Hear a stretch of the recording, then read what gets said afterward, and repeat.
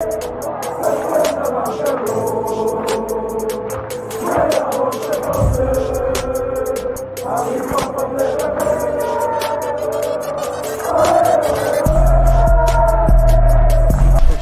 out to Kopish. Shout out to Kopish, guys. All the good work the up. two legends, Emil Heskey, Howard Gill. Can't get much better than that, guys. Yeah. You know what to do now. Like, comment, subscribe. I'm with legends, guys. Kopish. Good evening, everyone. Hope you're well and welcome back to Kop-Ish's Monday Night Live. As always, when we get behind the mic, please make sure you subscribe, comment, and like. Probably thinking, what's the Jamaica flags doing there? Well, if you're an MMA fan, if you're a UFC fan, you know.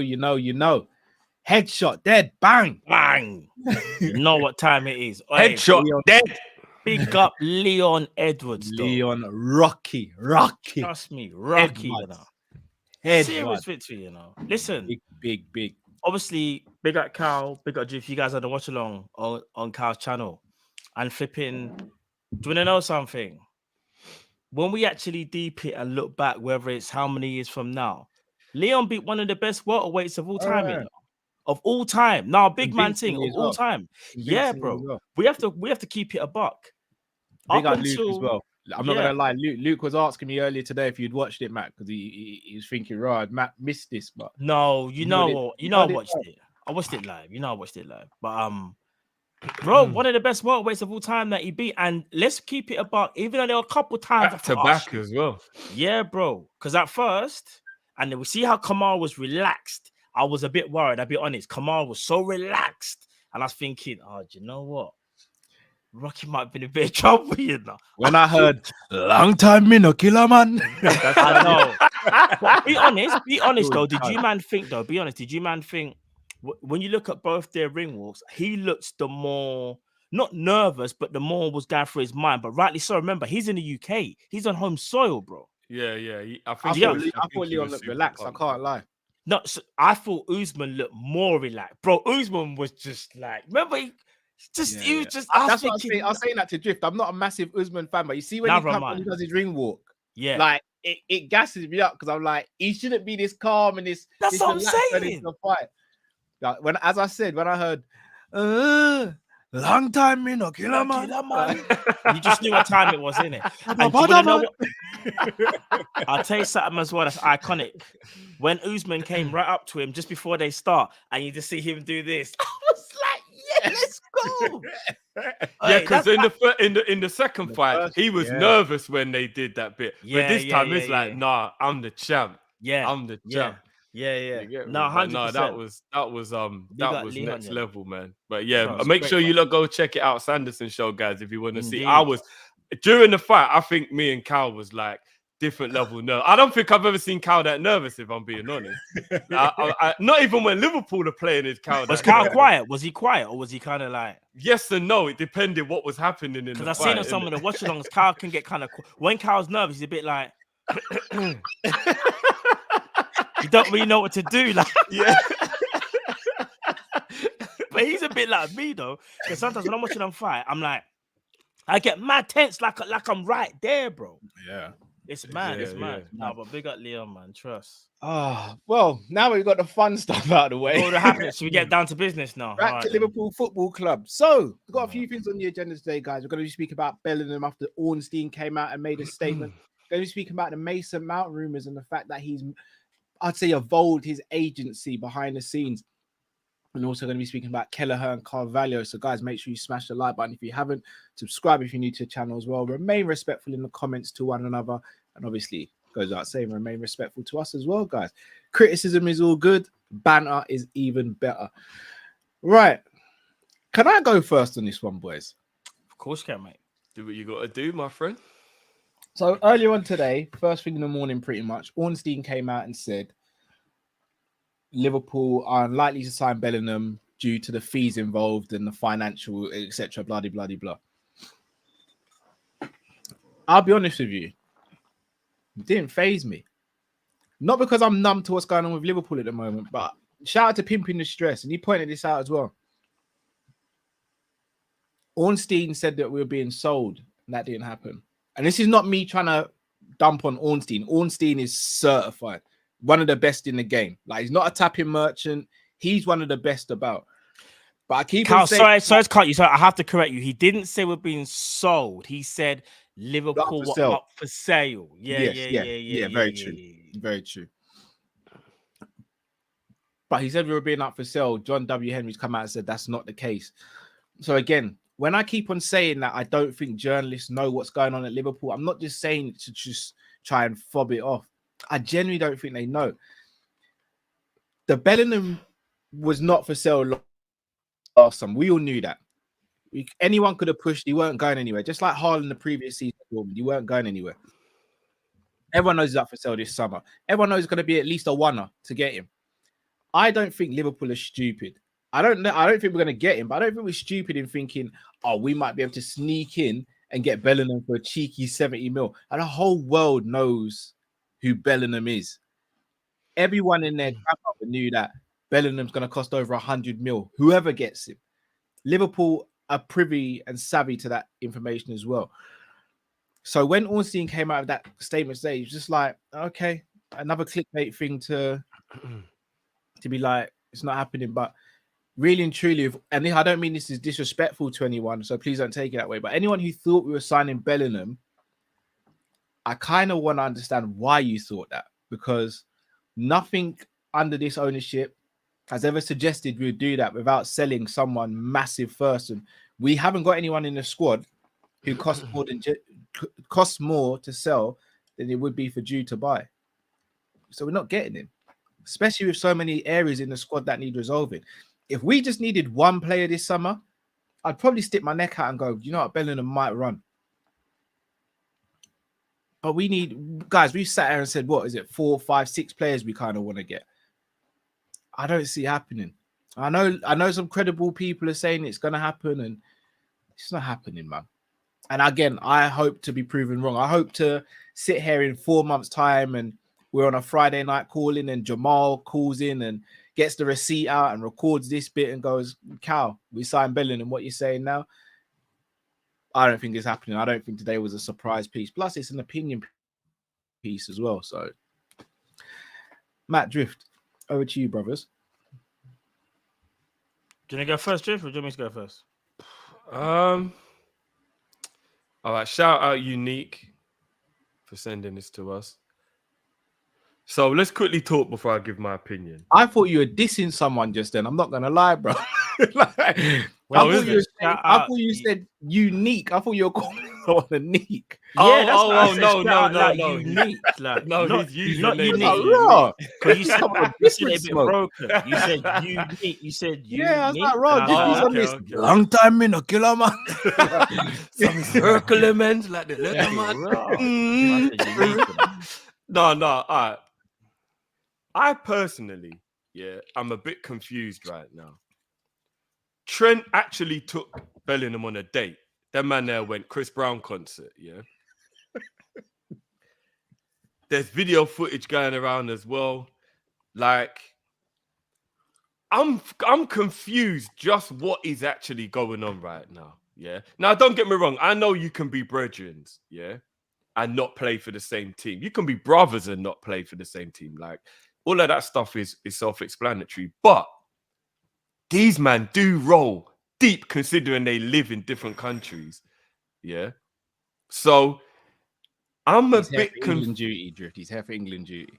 No. But what I mean is, whichever the way, they hang out a lot considering he lives in another country, right? And I agree with everything Cal said about the price part. That's why I've never believed that we're going to get Bellingham, because I know I don't have owners that will ever splash out. And you've got to splash out to get Bellingham. They're going to want minimum 80 to 90 million up front, even if you pay the rest off later, right? Let's be honest. There's no way you're going to be able to buy Bellingham and we'll pay it off over his contract and only give them 20 mil up front or 30 mil up front. They are going to want a hefty fee up front. And then all the other part can blend in afterwards. So I agree with Cal on that part. But then I think to myself, all right, why were we waiting if not to do this? Because this is the part, Cal, where if you're right, we have to actually riot. Like, we have to riot. There's no way they get away with this one anymore. We riot this time. They didn't buy us a midfielder for 2 years, including apparently Shuameni was the only choice at that time, and we knew we wanted to wait. Midfielder. All right, we'll do the ins and outs later on. Yeah. Pause. So we don't buy one that in 2021. Then we don't get Shuameni in 2022. But we're told we're not going to buy the likes of your Mateus and other people because that would eat into a budget that would be stupid. Let's get a Klopp once. It's 23 and we're going for Bellingham. We weren't told that, bro. Yes, we were, bro. No, yes, we were, bro. No, you told us that we weren't. Bro, I specifically remember that being the factual part of the summer. Yeah. 100,000%. Bro. Yeah? So if we don't get Bellingham, we didn't get Shuameni, and the year before that, we didn't buy anybody anyway. I really need an explanation. I really need an explanation on why the last 2 years went the way they did. Bellingham only, 2 years too late, but Bellingham kind of made it like real. Okay, it was the budget. If we don't get Bellingham, that means it wasn't the budget. And then I have to question everybody in Liverpool hierarchy, Klopp included, everybody, as to why they thought that neglecting the midfield for 2 years for 2 targets we didn't get in the end was actually a good idea. And now it's left us in a position where, in my opinion, we will finish 6th or 7th this season. We're not going to get Champions League football. We'll be in the Europa League that gives us an even weaker budget for transfers because we're not in a competition that gives you the bigger budget that we rely on. And we've got to then go and start looking for 2nd, 3rd, 4th choice players that clearly Klopp doesn't like doing. We've all seen the evidence. If Klopp doesn't get the one he wants, then therefore he doesn't want anyone. So if he wanted Shuameni and he wanted Bellingham and he gets neither, then what? Where do we go now? What, are we going to have another year where it's just going to be renew couple contracts? All of a sudden there's a U-turn, Naby ain't going nowhere. And then what? We're going to go again. And then Harvey Elliott will be a year older, but Secic will be a year older, and then them man there become the project. Is that what it is?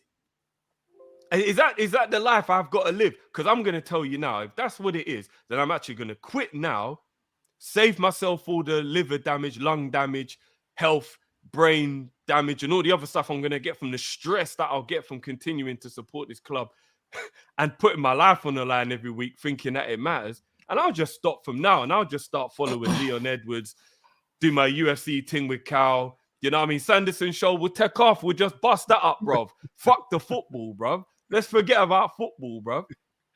Because I'm not following Liverpool if that's the plan. If Elliott and Bajcetic is the plan, and re-signing Milner and Naby, then I quit now. So, Matt, you tell me, bro. Is this you, Carl? Wow. Oh, sorry, my finger slipped. Sorry, my bad. I'll try and get off my the street. days. This guy. Carl's dirty, you know. I know. Carl, I'll let you speak on it. I'll let you speak on this, Carl. I know you want to speak on this, bro. Oh no, I'll just quickly read out the thing that's on the screen. Oh, okay. From Jurgen Klopp not signing a midfielder. So we can go through it. So Fabinho, Henderson, Thiago, Milner, Keita, Jones, Elliott, Carvalho, Oxlade-Chamberlain. Now you tell me what kind of player we are missing. Klopp's words. Do you want to answer? Because I don't know. Who are you talking to, Matt? Me or Drift? I'm talking to you, bro. You brought it up, innit? Oh, I'm just relaying what Klopp said. No, I'm saying, but you're speaking like you want to answer. I don't know. Oh, I've got nothing else to say on the Bellingham thing. We need midfielders. We've needed midfielders since 2020, bro. Okay. Can I speak on the Bellingham thing, or do you want to? Go, my brother, you go. I don't know what you're trying to do right now. So, hey, I'm just adding that context, my brother. I'm just adding that context. Right. What I'm gonna say is this: like you're pouring petrol on the fire, Cal. That's bro, he's pouring so much petrol. This guy wants everything to go up in flames, bro. I kid you not. It's already going up in flames, bro. But here's the thing. All right, so I've had a long time to think about this. Yeah. and I said to myself, first things first, big up David Ornstein as well, because he is very informative when it goes to football transfers as a whole. One thing I did take from it, though, is more his opinion than actually like kind of factual. So big up Ornstein again, he's just going by how he feels the situation is going. Because he did say, the feeling is that I feel Real Madrid and Man City are ahead of Liverpool. But one thing that baffles me is this year, for about 12 months now, Liverpool were being hell-bent on getting Jude Bellingham, not buying no midfielders because of Jude Bellingham. And then all of a sudden, we supposedly woke up today and realized the price because we're not financially able. Well, wouldn't Liverpool know that about 12 months ago if that deal couldn't be done? So Cal might be right on this one in terms of like who's playing the media. It could be Liverpool. Because I'll put it to you like this, yeah? You're telling me we've put aside every single midfielder to wait for a midfielder who then we can't sign. So therefore, Jurgen Klopp can sit there in the summer again and go, there's nothing that we could have done. He was asked specifically about Jude Bellingham earlier on this year, and Klopp said there was only one problem, his availability. The only problem is what Klopp said. He didn't mention anything else. I know we've heard all year is Liverpool have the finances to get Jude Bellingham. Whether you believe that or not is up to you. I'm just saying that's what we've been told. But then to all of a sudden, the narrative suddenly just changes. On the 20th of March, Liverpool don't have the finances. Something that add up to me. Unless there's been some 4D chess and people won't like what I'm about to say. You see how we're seeing Bellingham with Trent all the time. We're seeing them hang about. In fact, let me play the music. This is the right music to play. Let me just get in my bag still. You see how Bellingham has been rolling with Trent. How do we not know that Bellingham is trying to recruit Trent to Real Madrid? So hold on. You said I'm pouring gas on the fire. I'm just saying. You're saying I'm pouring gas on the fire, bro. Ski. I'm just giving you two sides of a story. You have taken off the pin and dashed the grenade in the room, bro. Listen, what we're doing right now is we're playing two sides of the story. Because I thought about it and was like, maybe there's more to it. These men are always hanging out. How do we not know that Judy's not hell-bent on already going Real Madrid? Because we've heard stories about how they've met at Real Madrid, the dad. And how do we not know that Trent don't necessarily want to go with Bellingham to Real Madrid? I'm just asking questions. Trent ain't going nowhere.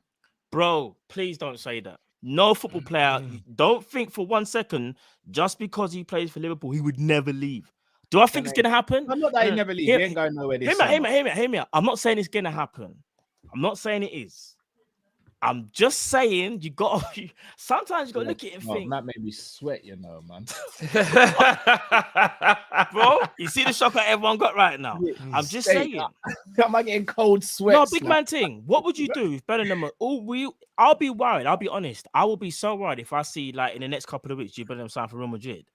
And then remember, we've also heard that Trent Alexander-Arnold's in the middle of a contract extension, if I'm not mistaken. If I'm right, people, he's in the middle of that, right? Just saying. I mean, he's got 3 years. He's got 3 years left on his deal, but yeah. I'm just throwing it out there. But on the other side, there's two sides you look at. This is how I'm looking at. Genuinely, people, I think that the news coming out about Bellingham, I don't really believe it in terms of financial, because I do think, like I said, Liverpool invested so much in that deal to try and court the player to then be told on the 20th of March you can't afford him. They would have known the numbers what they were taken from the World Cup. They would have had a conversation with Dortmund probably during the World Cup after his performances. Let's get that one thing straight. So I don't quite believe that all of a sudden things have changed like that overnight, me personally. But the other flip side is, like I said to you people, this is something for you to think about. I can't even say the word, I'll be gutted, whatever. But you also can't rule out the fact of Bellingham might be trying to recruit Trent. Just because you don't think about it, don't mean say that it can't happen. I'm just saying. I prepared a lot for this show today, but I didn't prepare for that, bro.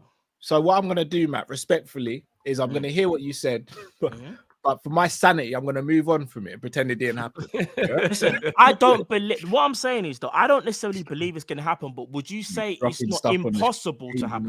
Drift, would you say it's impossible to happen? As much as it would burn the It club. ain't impossible, isn't it? But it's not the wildest thing you've ever heard, though, right? When you think about where we are. Playing against Vinicius, he just goes to join him. Is that what you're saying to me? Yeah, bro. I can't see Trent leaving, but I am worried though that I believe he's in line for a new contract, if I'm not mistaken. I think he's got 2 years left. Remember, Bellingham man all signed the same deal. Remember when we were like, why are they all signing the same deal? I don't think it's gonna happen. Like I said, I'm not trying to scare no one, but it did make me think for a second. Can't lie. I have to share it with you lot. You have to share my pain, innit? Let me ask you boys a question. Let's say, for example, we didn't sign Bellingham in the summer, but let's say, for argument's sake, we got a really good DM and 2 8s that we all are on board with. Let's say it was Barella and who do you like in the 8s, Drift? Well, I can show you who I want real quick. I've got it up on my other screen. I said I prepared this earlier. No, it's just ironic you asked me. Can you see that? Yeah, but we've got to rule out Bellingham. Walker Peters shout. Gavardio shout. Bellingham. Bro, this list is like if you don't have FSG as owners. I know, but I'm just telling you what you would like. Okay, fair play. I'm telling you and I believe that this is a realistic sum if the owners had any pride, ambition, and. All right, but let's say take Bellingham out of there. Who would you replace Bellingham with? If I was going to replace Bellingham,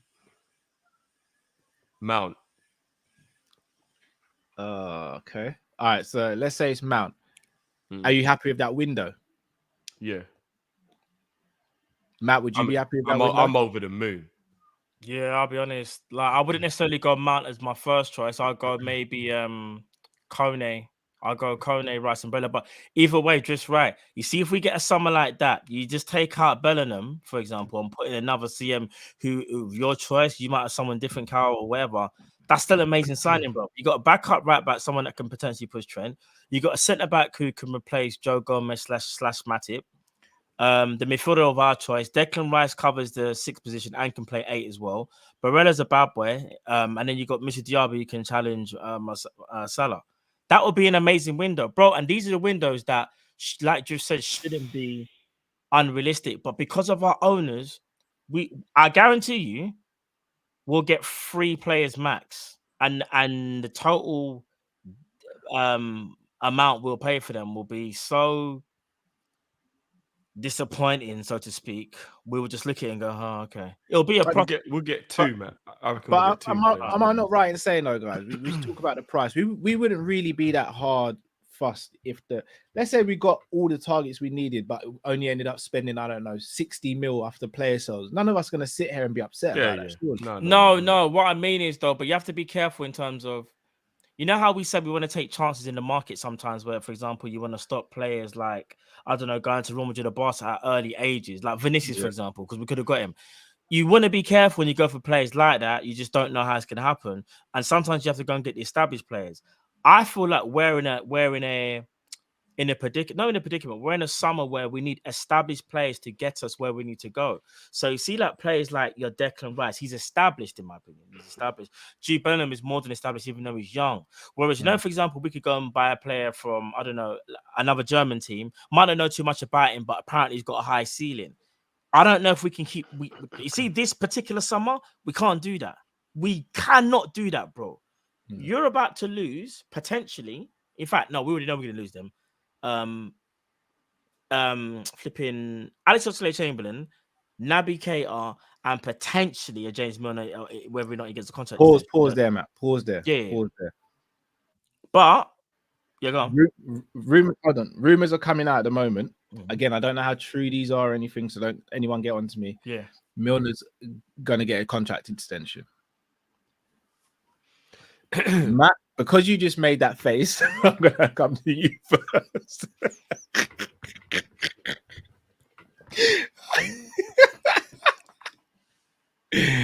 Matt, your thoughts, please.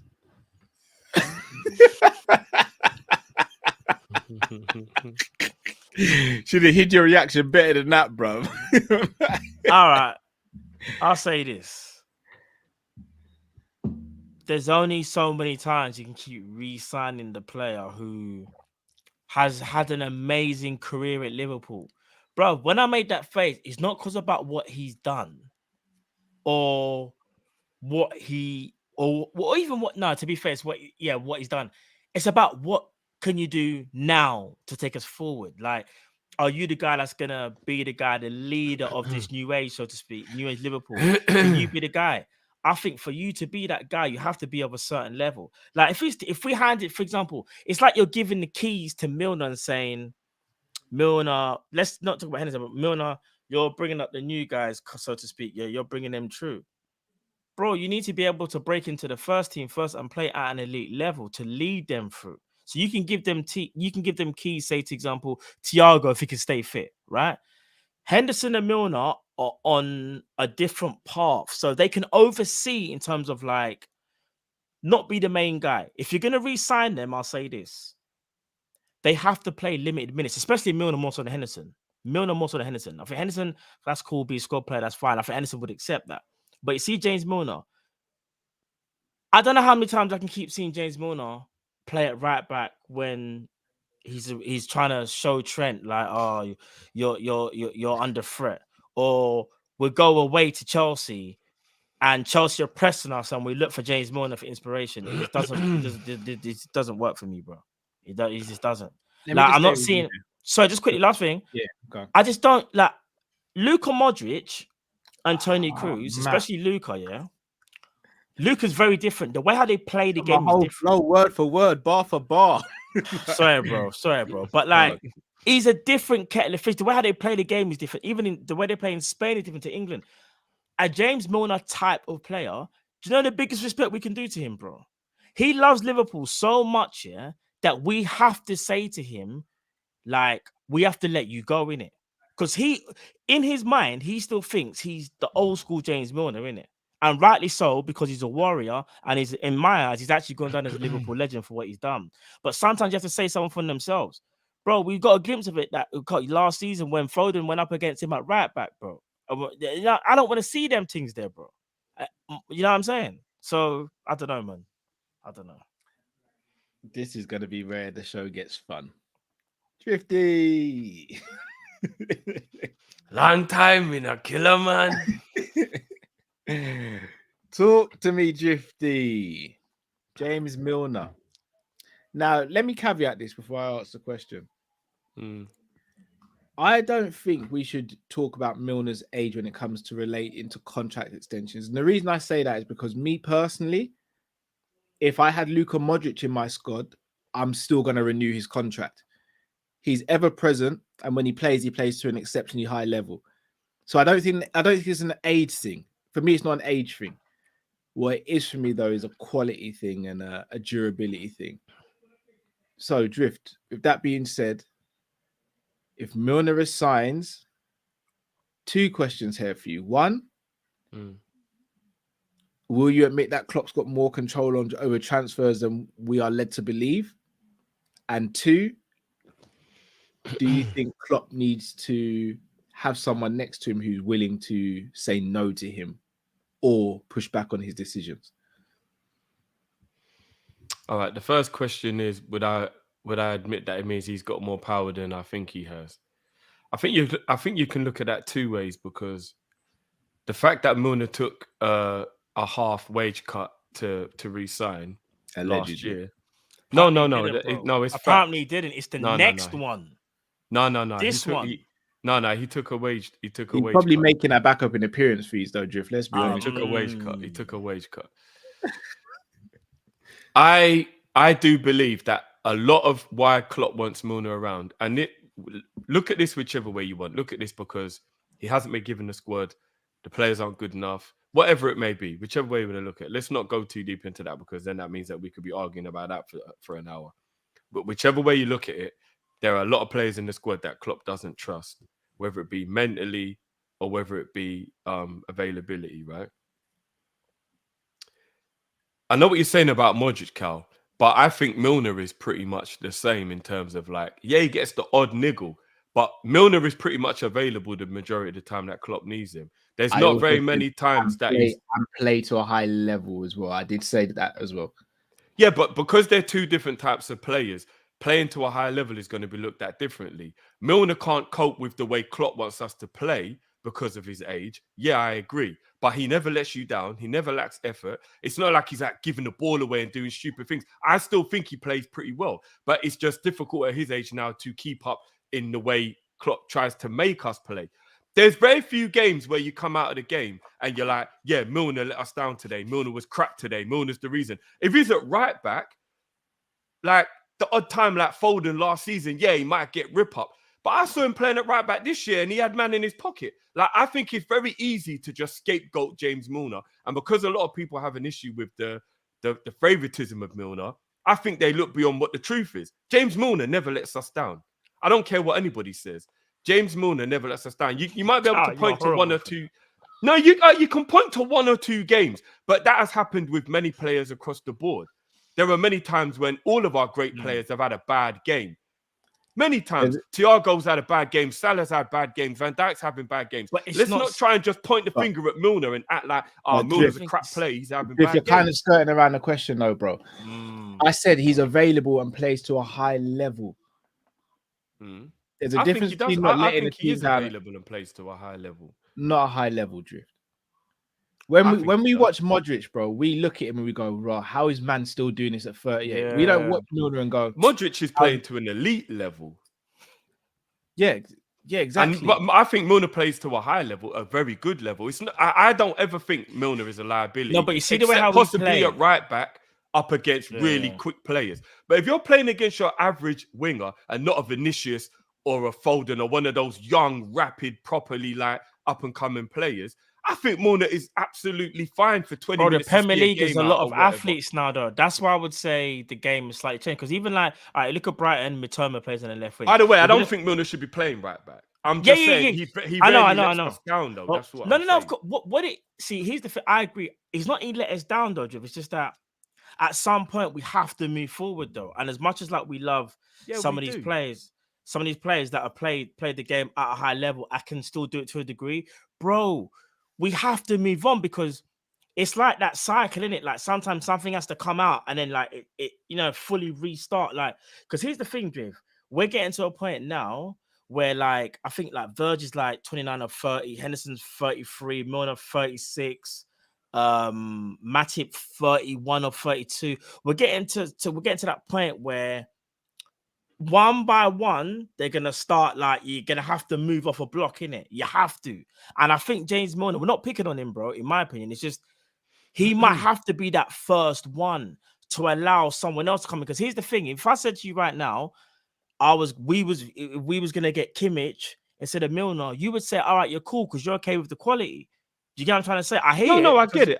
But that's if it's not quality coming in back in, then I fully agree. Because you don't want to get, like I said, a project player where you get some unknown guy from wherever and you're like, he's just replaced James Milner. This guy can't even do nothing.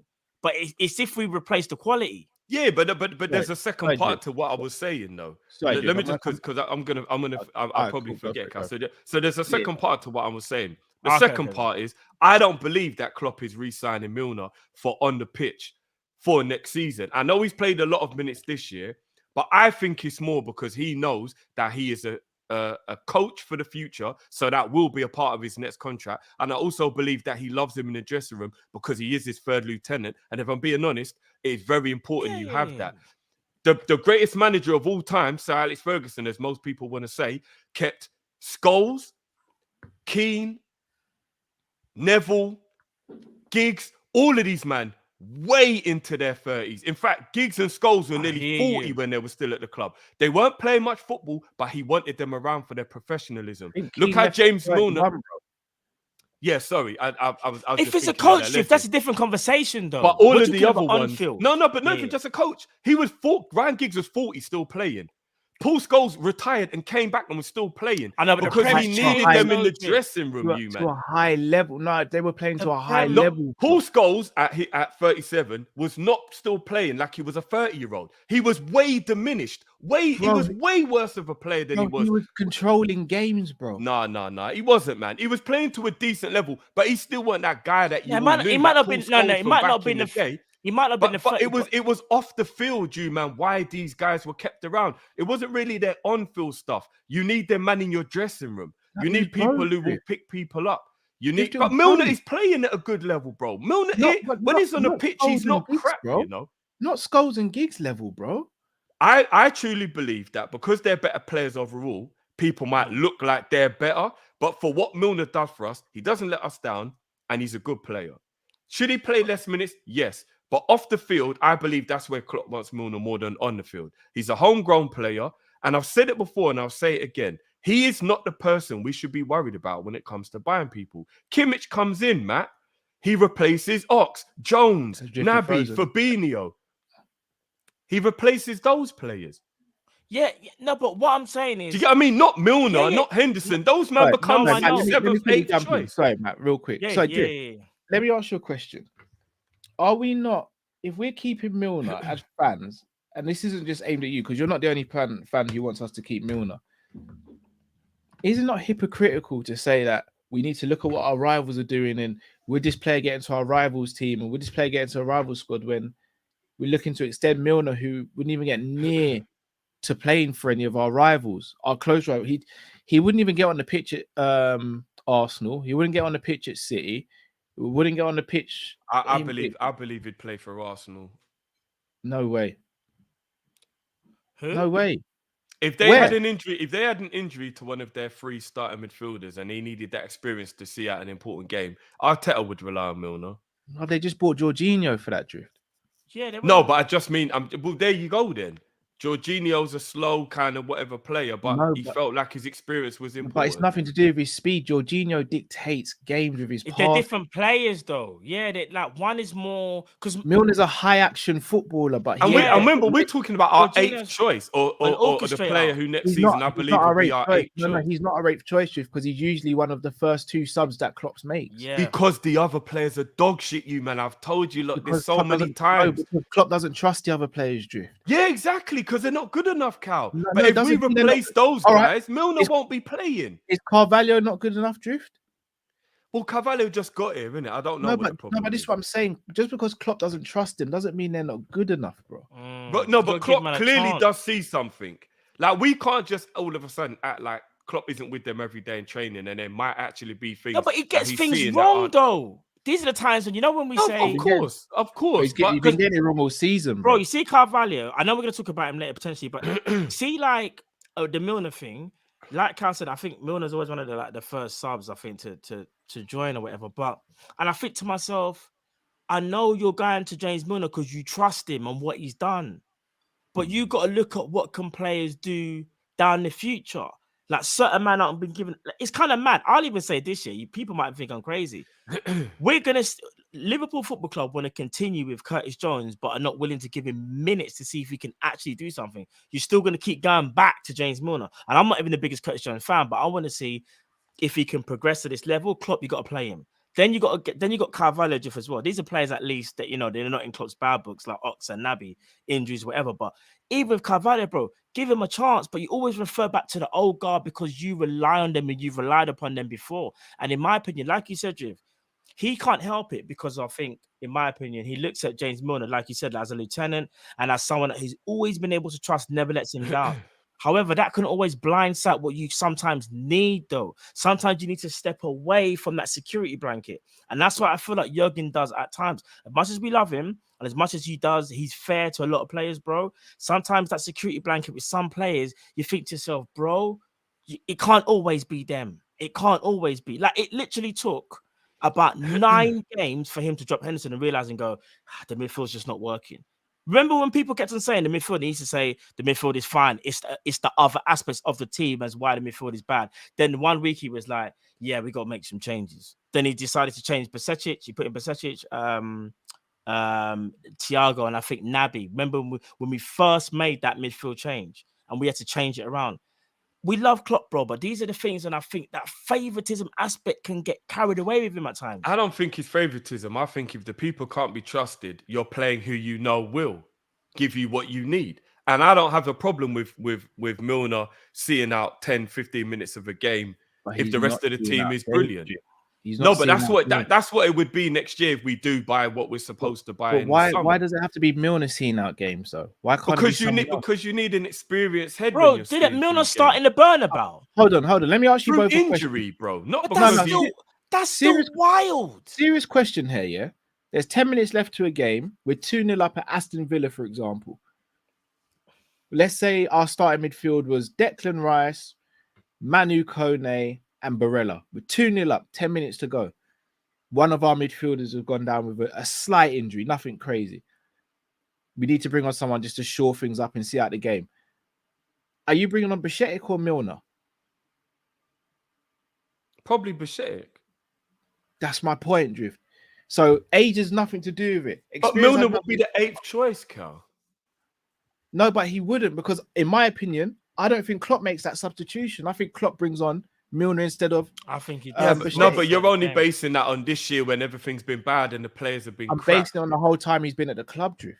So, all right. So tell me something, boys. If we say that midfield that you just said, say we've got Nunes. Who did you say again, Cal? Nunes. No, I said Kone, Barella, and Rice. One of them goes down. Kone, Barella, and Rice. Those are the three. And on the bench, we've got Flacco, Milner. No. Let's say we've got Milner and Bajcetic are the only two midfielders on the bench. Who's he picking? Who's he bringing off the bench? Next season, I think there's a possibility that it could be Bajcetic. This season, it'll be Milner. 100%. No. I'm asking who you bring on, because I'm still. Who do I bring on? Yeah. If I'm away at the Bernabeu, I'm bringing on Milner. If I'm away at in Brighton, then I'll bring on Bajcetic. It depends where you are, what your attitude needs to be for the game, etc., etc. But this is my point, Drift. This whole notion of because he's older and more experienced, it means he's a better person to do what he's doing. That for me is where Klopp's going wrong at the moment, because without Bajcetic coming into the team this season, I don't know where we'd be, to the point where we're all up in arms that this 18-year-old's got injured and we now think our top 4 chances, which was slim in the first place, are completely gone now. If Milner got the same injury as Bajcetic, with all due respect to James Milner, we're not sitting there thinking top 4's gone now because Milner's out injured. And that's my point of it. But this is my point of it. Just because Milner is the elder statesman doesn't mean he should have hierarchy. It doesn't mean he should be the first name coming off the bench.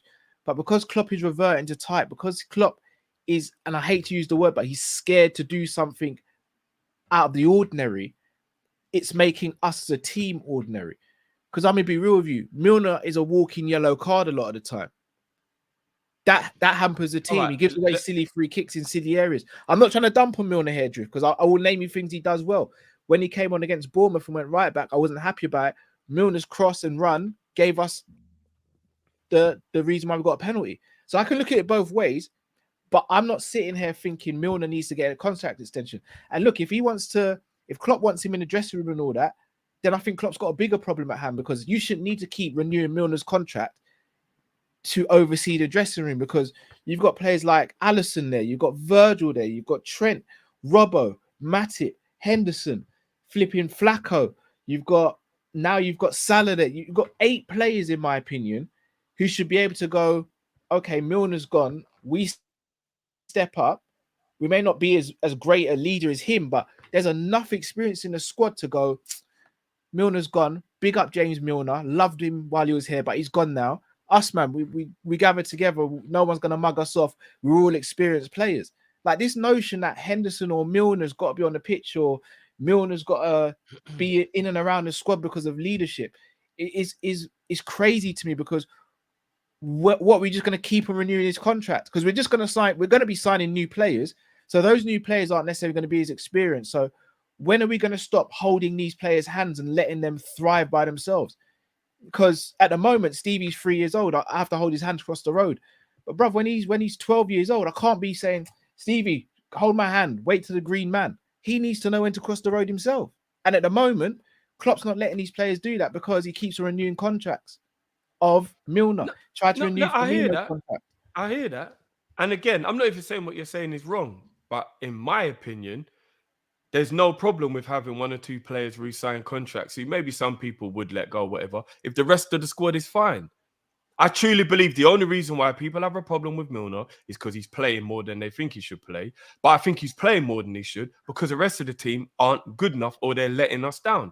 There are very few times where Milner's come off the bench, but there's been a massive array of informed talent on the bench. Apart from Carvalho, there's never really anyone on the bench who's in better form than Milner. So as much as it's annoying to watch him come on, form drift.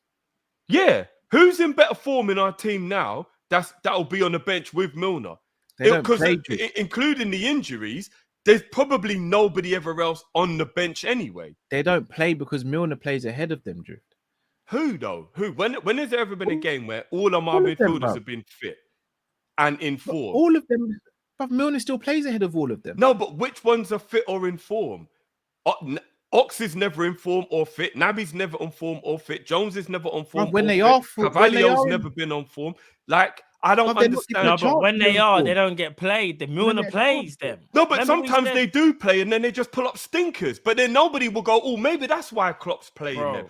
But away at Crystal Palace, Matt. But Milner will pull up. Naby was fucking terrible, bruv. You was one of the biggest people saying, play Naby, play Naby. Why is Milner playing? Play Naby. Naby played and he was dog shit, bro. Yeah, but that's why Milner's playing. But that's one performance. No, but that's why Milner's playing, bro, because Naby is shit. Bro, is shit. Jones is shit. They're not good enough. Bro, that is why Milner's playing you, man. I've seen him have where I was like, do you know what? He has to come off the pitch. But what I'm trying to say is this, though. James Milner, this whole deceiving thing of when he comes on and does his role, bro, James Milner's the first person to get a yellow card when he steps onto the pitch. First person. Because he's the only one getting stuck in. That's not getting stuck in. He just can't even keep up with the pace of the damn game. Nah, man. He's the only one getting stuck in. Oh, come on, bro. I'm watching man run past Naby and Jones like they're not even there, bro. At least Milner gets stuck in, bro. Let a man know you're in a game, bro. But what does that do when we concede free kicks from it, Drew?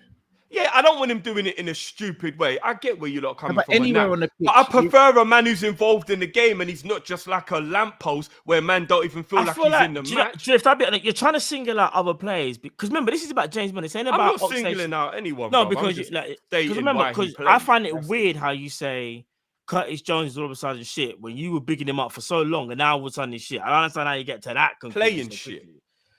But regardless, though, what I'm trying to say is this. This is about James Milner and whether because the others aren't the problem. You know why? Ox is leaving, Naby's leaving, Curtis Jones is over there. No, but we're talking about going forward.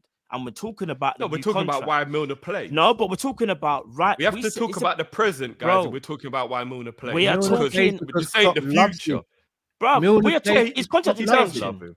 His contract extension is about the future. What do you mean? No, but the main part of this discussion is how many minutes Milner plays. Because last season, Milner played way less than he's played this season. So it's very easy to just go along the narrative. I doubt it. No, go and look. Milner played less last year than he has this year.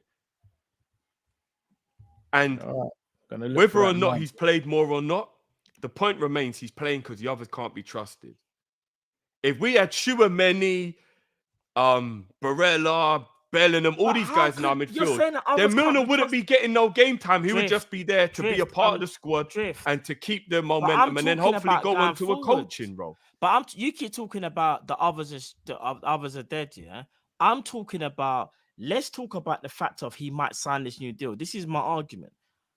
If he signs that new deal, for me, like I said, and me and Cal saying, it don't make sense. Right now, he's playing because Naby Keita's checked out. Oxlade-Chamberlain, he just don't want to play him anymore.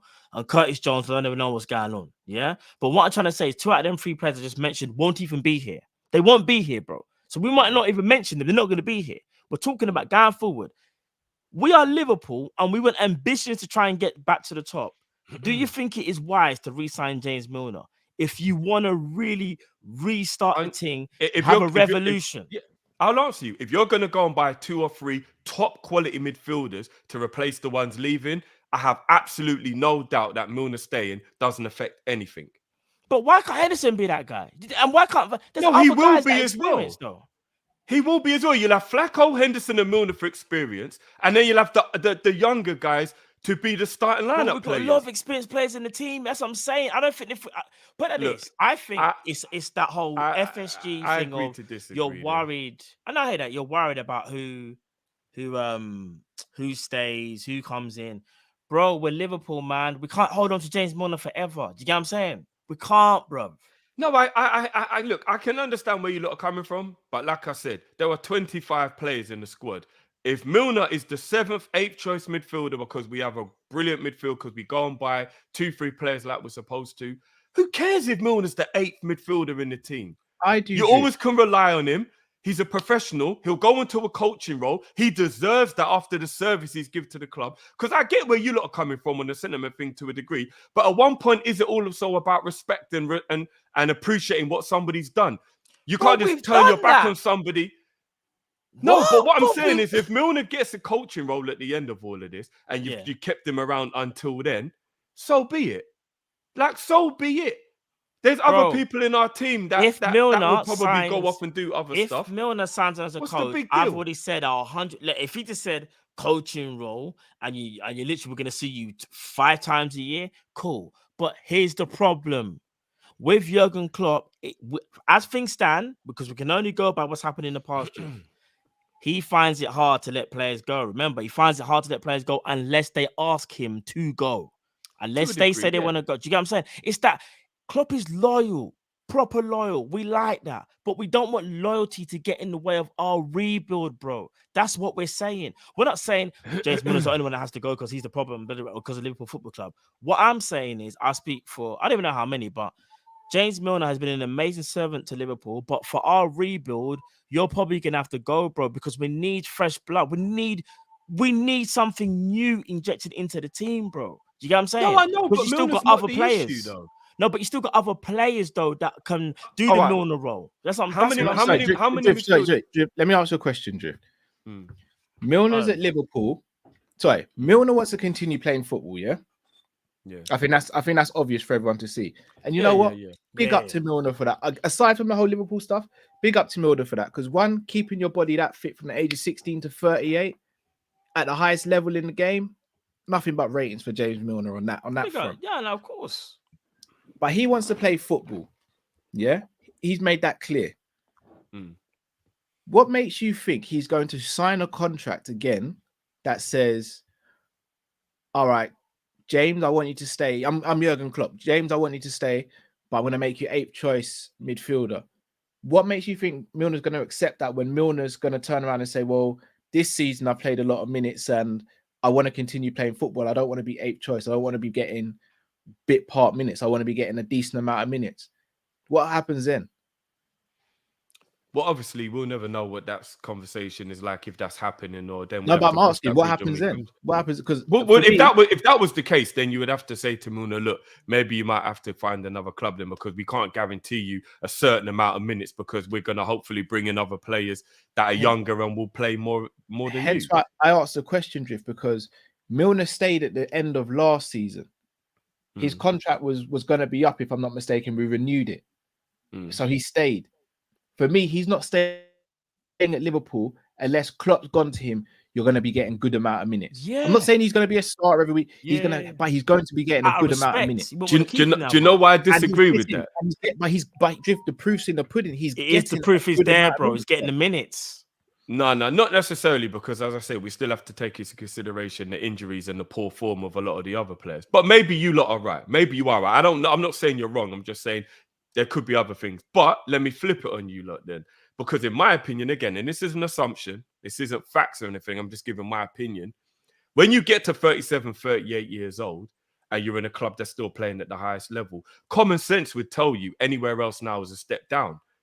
So regardless of whether maybe he does want to play a certain minutes, I get that. As intelligent as he is and as professional as he is, I think Milner would rather get limited minutes at the highest level than go and play at some relegation club where he'll play every week, but it's not going to be a good end to his career. He'll get the run around. He will be struggling. He might be in a relegation battle. When you've had the type of career Milner's had, especially City and Liverpool at the back end of his career, why would you just go and now start playing relegation football? Or won everything, Drip. he wants to play football. No, but bro, when you're a winner, you don't just randomly want to just start playing in some team that's going to be struggling all the time. That's not. If you're a winner, you stay at the highest level. But that's James Milner's decision. Where David Silva went from Man City to where? Yeah, but that was a one player. But bare players have done it, bro. Bare players have moved. And afterwards, they say they regret it. You will see certain players say, "Do you know what? I shouldn't have finished my career like that." Like I'm sure I even heard Ian Wright saying, "Yeah, the West Ham move. Like maybe I should have just done it at Arsenal. Like that, my career ended weird. Like people think I was like a flop there and there. Like people look back at it and go, why did I do that? Just to keep playing? I went to some crap level of football, and it was a really bad way to end my career." Jamie Carragher said it best.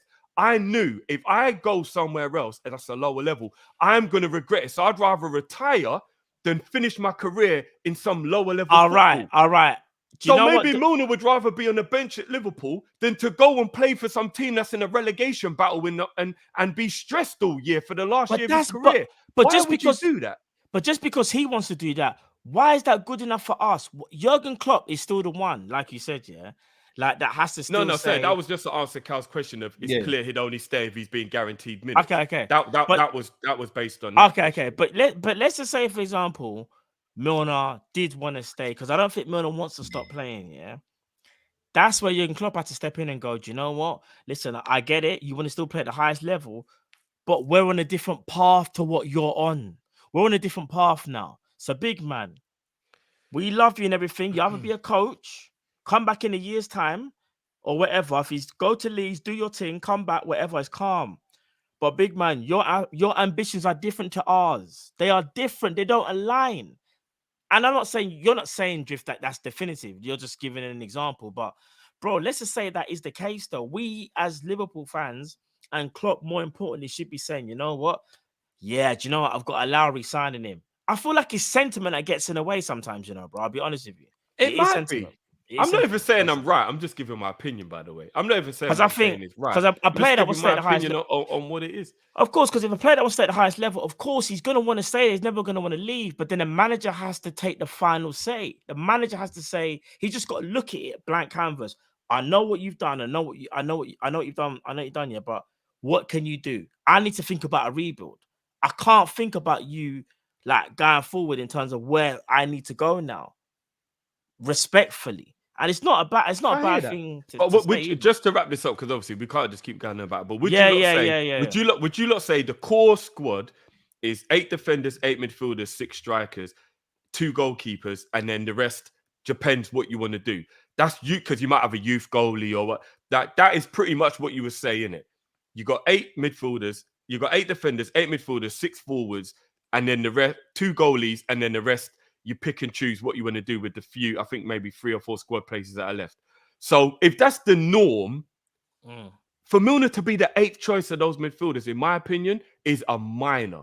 It's an absolute minor. If you've got 5 or 6 top quality players that play the majority of the games, and Milner's playing cup games here and there, coming on for 10, 15 minutes in games, maybe to be a utility player, see games out, whatever, there is no problem with that whatsoever, in my opinion, because I don't think you can go and find another homegrown midfielder that we can afford based on how small our budget is as well. That means it's worth getting rid of Milner.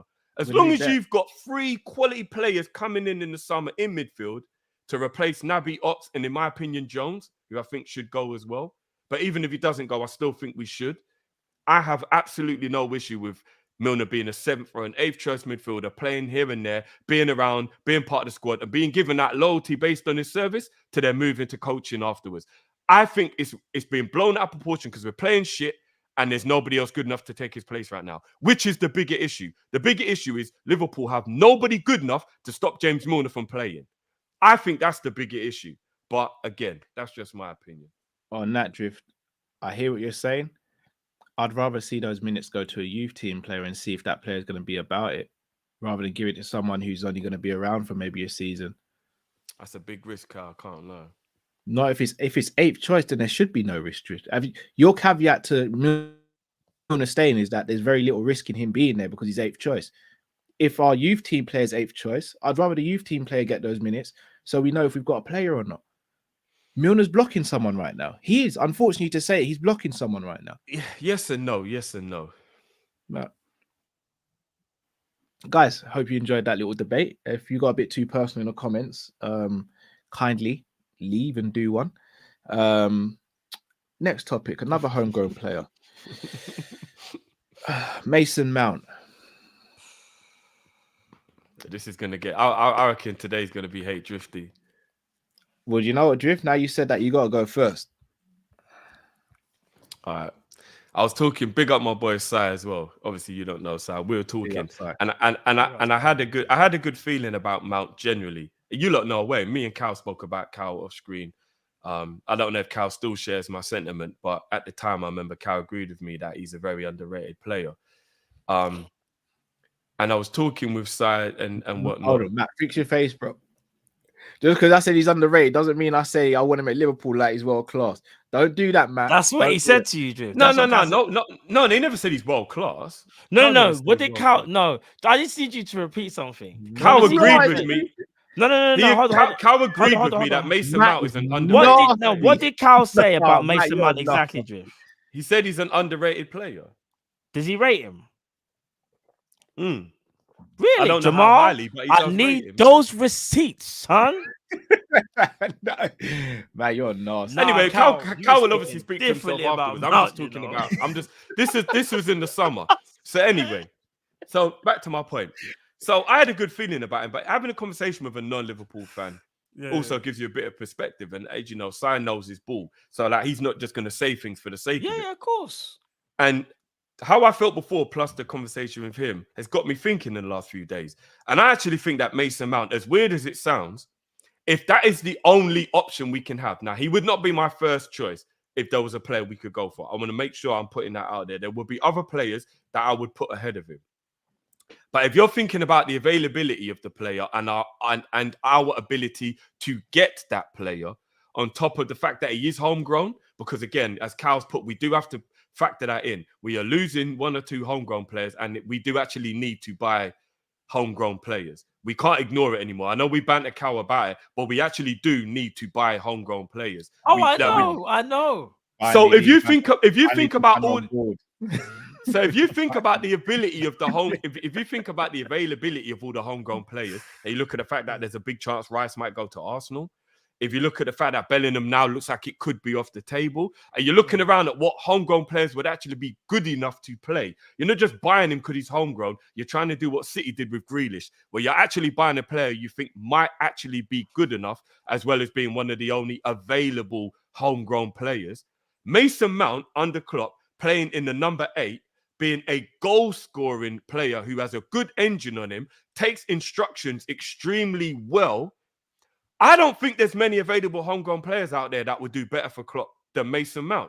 And I think a lot of people are looking at the last 12 to 18 months of Mason Mount and thinking he's crap because he hasn't really looked that good at Chelsea. Mason Mount is a very good footballer. He is a very good footballer. Forget the hatred we have for Chelsea and all that kind of stuff and whatnot. Yeah. If you disagree with me, then that's fine. I'm not saying this like it's facts. This is my opinion. Mason Mount is a very good footballer. He is a goal-scoring midfielder and he carries out instructions extremely well. For the most part, his availability is good, and I think he's got the legs to get around the midfield. If Mason Mount came in to be a right-sided number 8 in Klopp's team, I have got no issue with it if all the other options have been exhausted. And I think under Klopp, Mason Mount would surprise enough people. That's my opinion. As again, I think this is going to be the Hate Drifty show because you lot already didn't like my Milner opinion. And now I think everybody's going to disagree with me on the Mason Mount thing as well. But Mason Mount is a good player. It's easy to point fingers at man in a team that ain't playing well or they're playing them out of position. Most of the games he gets rinsed for Chelsea, he's playing out wide, you know. So he's playing out of position. I hear you. He's playing out of position and people gun him and all that stuff. Mason Mount is a goal-scoring midfielder. Makes good late runs into the box. Knows how to use the space in between the lines. All the little things Klopp loves about a player. I'm saying he's a Klopp player, and I have got no issue with it. If all the other options aren't available, based on the fact that, as Cal has said to us a million times, homegrown is important, and it's not many good homegrown players available. Make it out with what you will. The floor is whoever wants it next. I think Cal should go next. Cool, I'm happy to. That's nasty. Nah, because bro, we had a drift. What you don't know is, Not telling me and Cal was debating about Mount maybe about 2-3 weeks ago now, maybe I think. Okay. And me and Cal were talking in the summer, by the way, so that was okay. I was all in on the Mount thing. I think he'll actually be decent. All Cal kept on saying is, in fact, I won't even say what Cal said. I let Cal speak what he says now. Maybe he's changed his mind. No, I just said I don't want him at Liverpool. Okay. So what are you saying now? I'm saying the same thing. Drift, everything you said, I hear. He's not a goal scoring midfielder. I think he's had one good goal scoring midfield. And again, as you say, even though he's played out of position this season, he's played out of position, quote unquote, last season and the season before. Based on ability, Cal. Maybe not based on stats, but based on ability, I think he's a goal scoring midfielder. I don't at all. I don't think he's got the quickness in his mind to be a goal scoring midfielder, and that's not me trying to put him down. Also, if I'm just going to go for an English midfielder, I'm taking Jacob Ramsey over Mason Mount for a start. In terms of Mason Mount, I keep on hearing he's good. He's got energy. He's got legs. No one can tell me a standout quality he's got.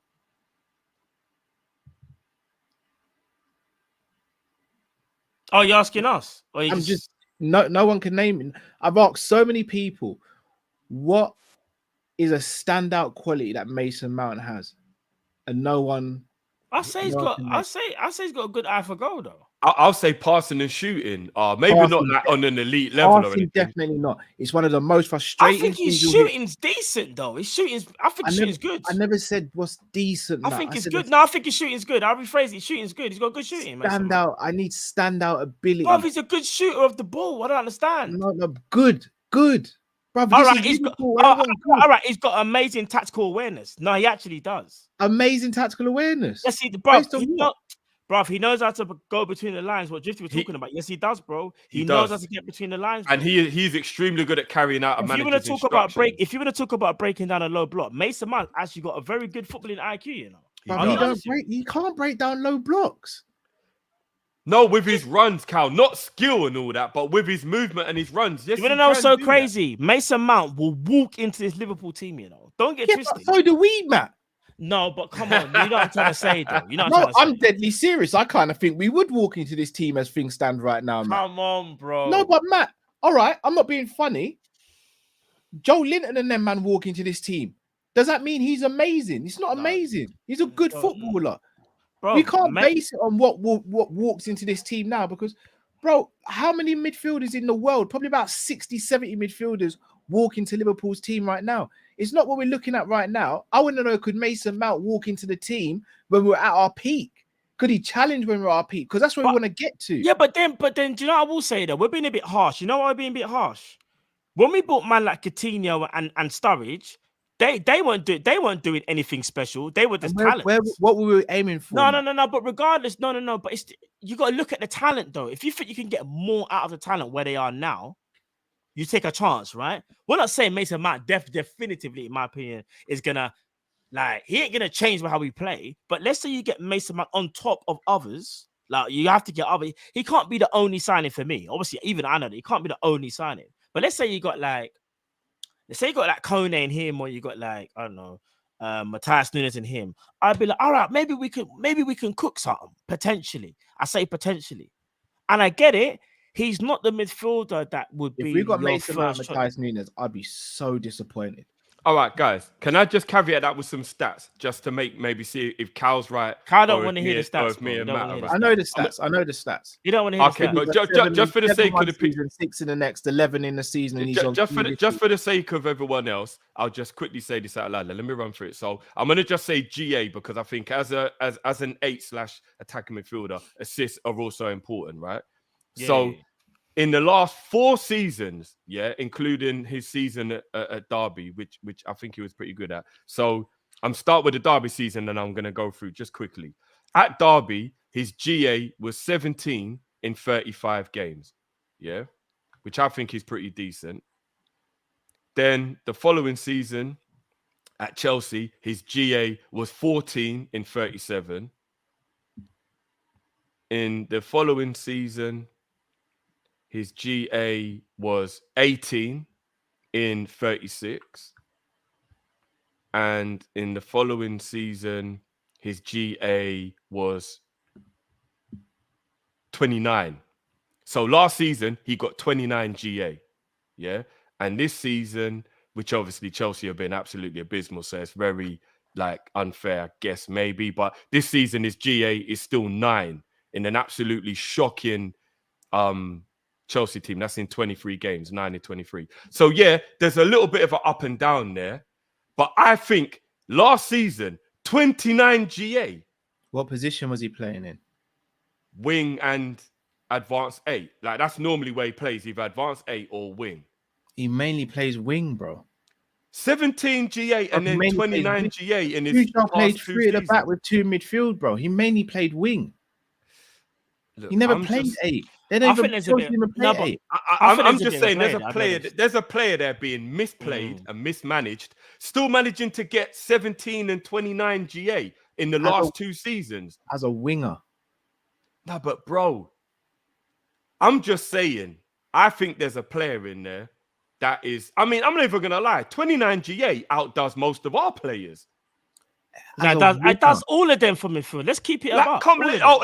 Matt, if you're talking about midfield, it's not even a competition. But I'm talking about even our other players. Other than Salah, who got more than 29 GA last season? Here's the thing, yeah. This is what he's done that once. No, but he's Calzo, he's young, a lot of people get but we can't use that as the basis of he gets that on a regular. It's not like a De Bruyne where he's going to get it every season. No, but I'm not even saying that. All I'm saying is, in the way, here's the thing, because you have to separate what you want and what Klopp wants, yeah? And if you got to think about a long time ago, bro. But so then why don't you? But this is why I'm baffled, Cal, because you see how Klopp wants us to play and Linders, yeah? Because let's keep it about. If we wanted to play how we wanted to play, we want to play we want to play more like Man City. Possession, technical ballers all over the pitch, but they still got athleticism where they can cover ground when needed, yeah? But instead, we're doing PMP all the time. Klopp is hard bent on his pause, on his PMP thing, yeah? All right, cool. Man, a big pause for that, yeah? All right, cool. Klopp wants to do this thing all the time, yeah. So if you really want to play that way, you might as well go and get the players that are gonna suit what you want to do. So you see guys like Matthias Nunes, Mason Mount, they are very much like they're them energizer man, innit? Obviously, both got good technique, but you were more so known for their running. Especially, I think Matthias Nunes is known for his running, and the same thing, but with very, very good technique. And Mount as well for his running, but a good technique as well. Here's the reason why I say, even though I might not like it, I kind of understand why it would make sense the way how we play. Do you understand? Mount is kind of robust, but I would say he's pretty robust as well. Yeah. He always plays over 30 and you just games a season. This is how I look at it. This is how I look at it. I'm not even looking at the goals in the season. I'm just talking about the functionality of the player. Like, can he fit into a Liverpool team? Because not everyone that we bought, Cal, we have to keep it about how we always thought that's the right player for Liverpool. But the skill set, for whatever reason, it just works. I'm not even trying to say Mason Mount's going to get goal and assist, bro. But for whatever reason, it might just work. He might be Henderson, but with I don't know, or Milner, but just a bit different. But them old, when they were old school. I'm not saying they have to be good as them, but he might bring something. I just think we shouldn't always look at a player and think, because he's not really doing it at another team, and the other team make it out like they don't want to keep him. When I'll be honest, I think they rather would keep him, but they're trying to do that whole, no, he can go, bro. We don't do nothing. Bro, last year, whenever it was, they were all singing Mason Mount's praise. All of a sudden, he don't want to sign a new deal, and it does look like he's not really, hasn't been playing. And all of a sudden, Mason Mount is just crap overnight. Come on, bro. We have to keep it. I just realized that Matt's on my side. I thought I was going to be alone in this one, No, I actually just realized Matt's on my wave, should I say? Got 2 questions. Do we not want to see an evolution in Liverpool's play? And if that's the case, do we want a regen version of Hendo or Milner? So that's my first question. It's not a regen. Hear me out. But that's what I keep on hearing is he can do what Milner or Hendo used to do. He's more okay. Right. He's more technically gifted than them in certain areas, though. In certain areas, you press Mount I'm not going to think Mount is going to hoof the ball. You get what I'm trying to say? He's different from them, man. Mount will try and get out of the situation, you know. That's fair. Mount's That's comfortable fair. with the ball at his feet, you know. So Do you that's know why what? I think it's disingenuous to say I'm using Henderson and Milner because they're English, Cal, because of the homegrown team. Guys, sir, can you get what guys I'm see saying? this? I'm not sure if you lot can see this. I'll read it out just in case you can, because I don't know if I can make this bigger or not. Hold on. I'm not trying to say Mount is like some Can I world make this club. But I bigger? just think Yeah, he can you lot see that? Is that can do something. yeah? Look at his defensive stats across the last 3 seasons at Chelsea, you man, which I think is very interesting and why maybe we're looking at him as well. Yeah, so he's basically 50% tackle rate. Remember, he's playing in an advanced thingy. 85 block shots, 68 interceptions, 47 clearances, 20 headed clearances, 490 recoveries, 478 duels won. Like, I'm not gonna lie, he's read actually out the got duels pretty... lost. Read out the duels lost. Let's be No, but that's duels lost against strikers, against defenders though, Cal. If he's losing duels, they're talking about him. Bro. All right, he's lost 640 duels, but they're talking about like he's coming up against defenders and he's losing. But I'm talking about look at what he's doing defending. But he's also coming up against fullbacks as well when he's and a lot of the time he's not playing. Yeah, but the stats not clear though, Carl. No, but what I'm saying is it's a bit unfair to look at the duels lost because that'll be him an attacking player losing the duel with a defender like a Virgil or whatever. Not necessarily. The majority of the time it would be, bro.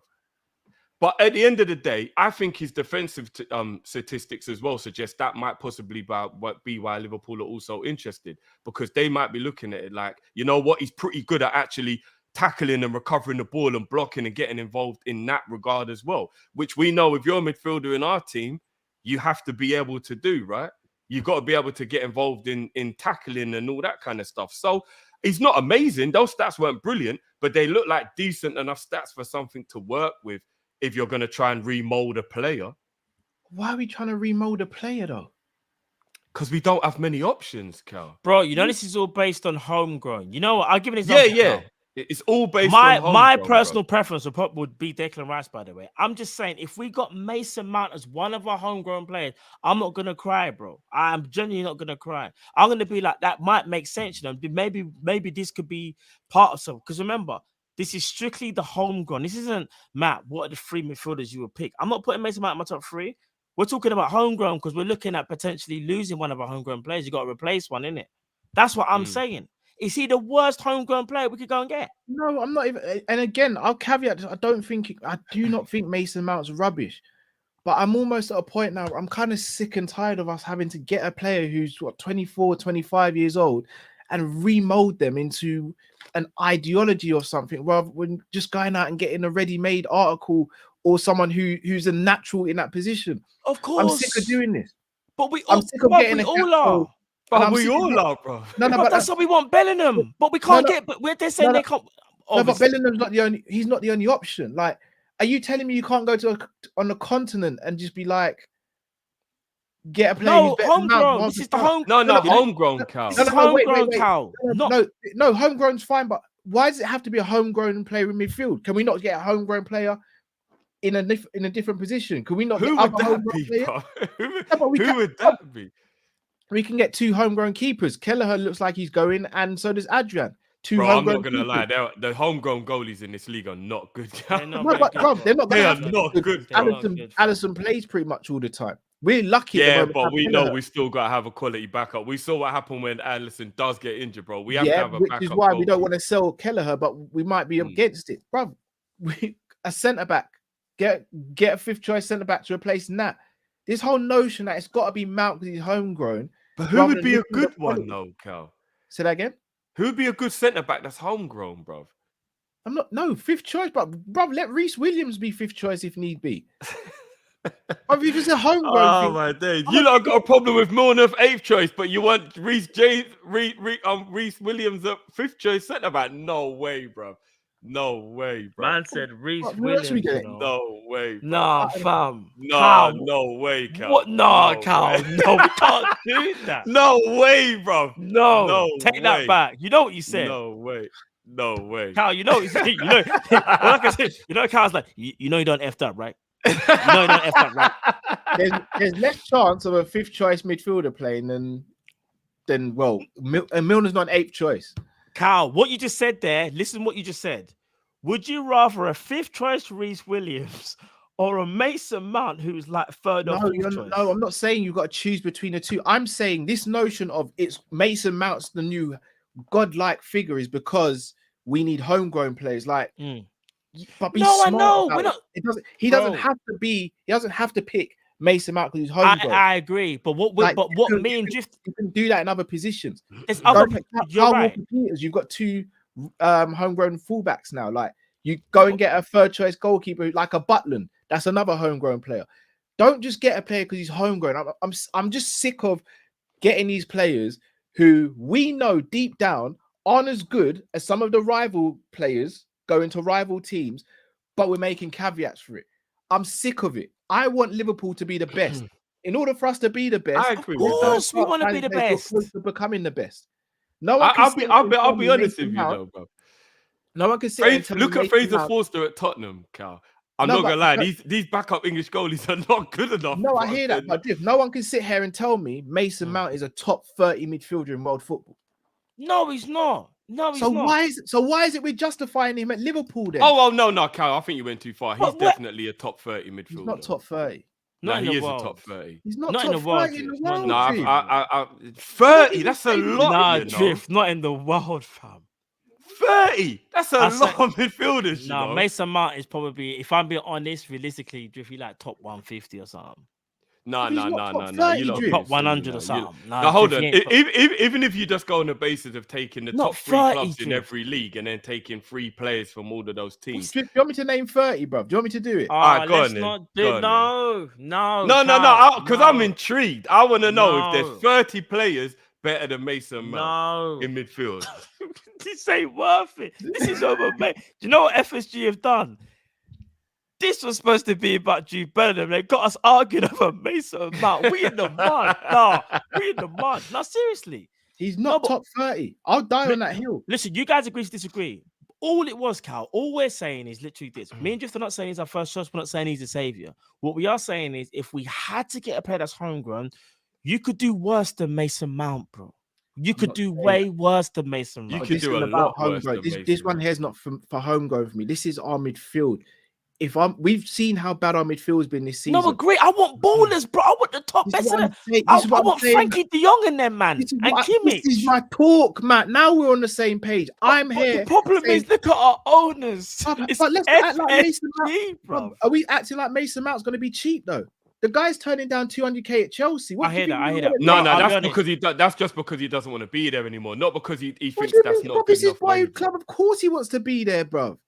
No. I think he's realised the evolution of what they're doing and stuff that he's not really going to play that much. So he's much. not good enough for Chelsea, but he's good enough for us. No. Not necessarily it's not good enough, but they've just gone and splashed all this money on players from around the continent. And I think he's realising he's going to get limited minutes. And I think he's probably thinking, you know what? Maybe my career could be better elsewhere. All right. You man taking Mason Mount or Ward-Prowse? Mason Mount. I think Mount. Mason Mount. Ward-Prowse going forward, but Ward-Prowse is a brilliant set piece taker, but I don't think outside the set pieces. I'll take Mount. I'll take Mount. You know what? All I'm saying is there's been a few times in our Liverpool lifetimes, boys, where there's been a player, and I'm not going to point fingers, and a lot of these players were bought before we was doing the Kopish thing, but there's a lot of players in the Liverpool team, like Robertson as an example, like Mane as an example, like Salah as an example, where a lot of people thought, oh, it's a good player. Like, he's good. I can see like he's a good player. But why on earth are we buying him? He's not Liverpool level. Like, that doesn't make no sense. But then once Klopp got him and we realised what Klopp's plan was, he became a world-class player and we all went, oh, shit. And I'm not even saying Mason Mount will become a world-class player, but there's a much easier chance based on the evidence of Mason Mount becoming world-class than there was of Andy Robertson becoming world-class. Do you know how many people turned their nose up at Andy Robertson when that was who we went for?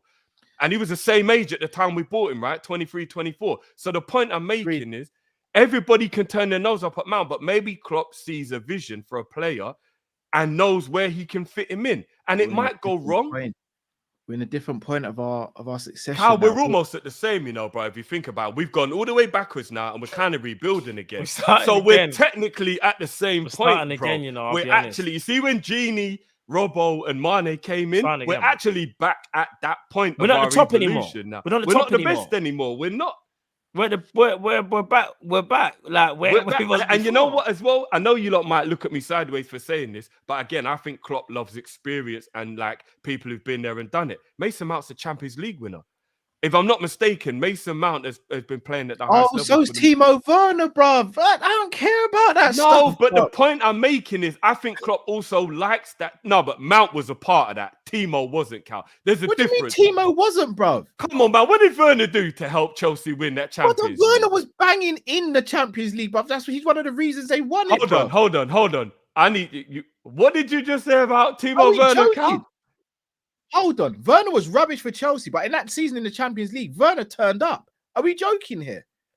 Matt, am I crazy or is Cal... Hold on, are we really joking here? Timo Are we going to say that Timo Werner was really a part of...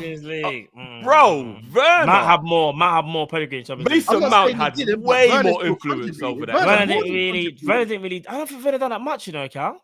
Wow, bro. I don't think so. I'm trying to think. I'm just saying. I'm trying to genuinely. I don't think he did. Bro, go ask Chelsea fans, bro. What, Werner over Mount? No, they'll say more. No, Havertz showed up for the final, innit? Werner played in the final. Werner was the guy who took the run away. So Havertz. No, Carl, don't you dare! Man said took the run away. You lot laughed at me when I was talking about Werner's movement. There's no way that's going to be... Hold on. I know that ain't who I think it is. I know that ain't who I think it is. Did you just say he took the run away? You lot are hearing the name and you're acting like Werner did nothing in that Champions League. Bro, you can't use decoy. You were having to go at players for saying, we beat them up, saying, because he took the runway. You were like, come on. I'm saying when that's the only quality. I'm saying in the final, he did his thing. Werner did his thing in the final. Without Werner, they wouldn't have got to the final. He was very key for them. No, I disagree with that, but fair enough. Werner was just as important as Mount. Mount might have got the assist in the final. Who done better in the Champions League campaign? Werner or Mount? Just want to know people's opinions. I genuinely don't know. I thought it was more Mount. I'll be honest. I'll say Werner. I thought it was more Mount. But people are saying Werner. Apparently it was Werner. Werner was doing a lot of running. It wasn't just running, he was scoring goals. I see what you did there, Matt. No, scoring goals as well. He got goals against Real Madrid. Scoring goals. No one's saying he was crap, but he wasn't more influential over the campaign than Mount was. Come on, we can't use Real Madrid. There's no way anybody is going to sit here and say that Werner was more influential over the Champions League campaign than Mount was, bro. No way. Absolutely no way. No way. No way. But anyway, that's neither here nor there. Let's not. Yeah. I don't want to get to a point where we're bigging up all these Chelsea players. That's what I'm saying. I do believe that Mason Mount has a lot of attributes that I think that Klopp could Chelsea fan right here, Carl. I hate to say it. That's not what I've heard. We'll ask Lewis on Thursday. How about that? We'll ask Lewis on Thursday. I mean, Top Dog's a Chelsea fan, though, Cal, and he's saying it. Yeah, but that doesn't again. Actually, Top Dog, let us know. What do you think of Mason Mount? Not to disrespect. Be as unbiased as possible. All right, so if Top Dog comes back now and says Mason Mount's rubbish, are we going to just take that as gospel? No, I just want an opinion from a Chelsea fan while we're having the discussion, Cal. That's literally just it. I just do. So, as a show of hands, just quickly between the three of us, and even people in the chat, put your hand up in the chat. Who would be okay with Mason Mount coming to Liverpool? I can't see your hand, Jeff, but yeah. My hands up.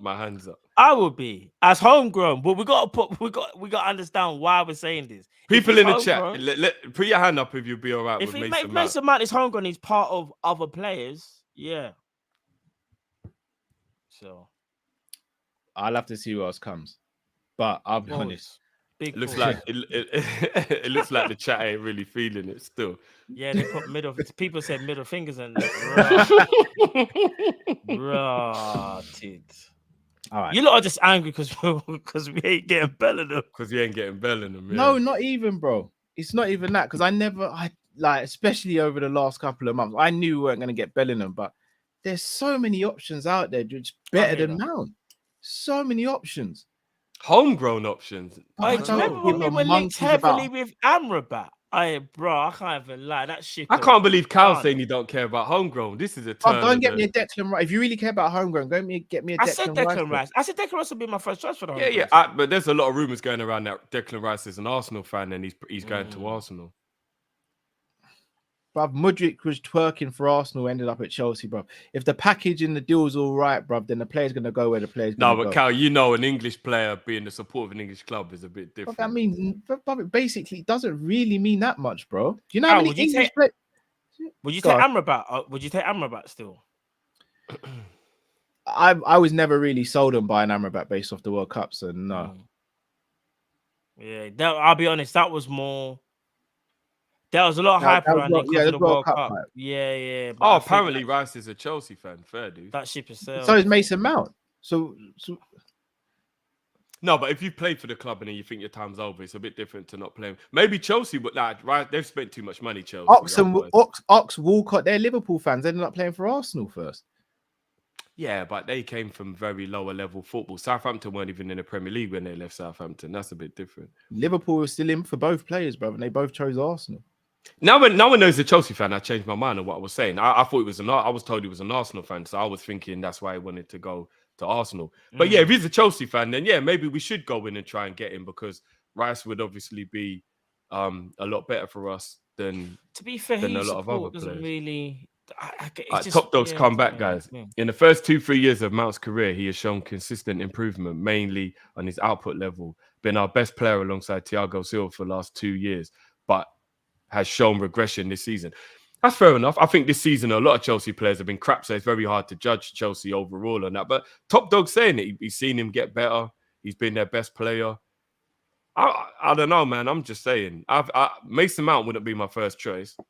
I think Mason Mount is a very underrated footballer, though. I think people act like he's shit. Like, he gets grilled. He is not a bad footballer. No, he's not bad. And I want to be clear on that. I've never once... I know we'll banter and all this. I've never once called him a rubbish player. I never once said he's dead. I just want better. Yeah. To a degree, bro, the midfielders I want, Liverpool would just never...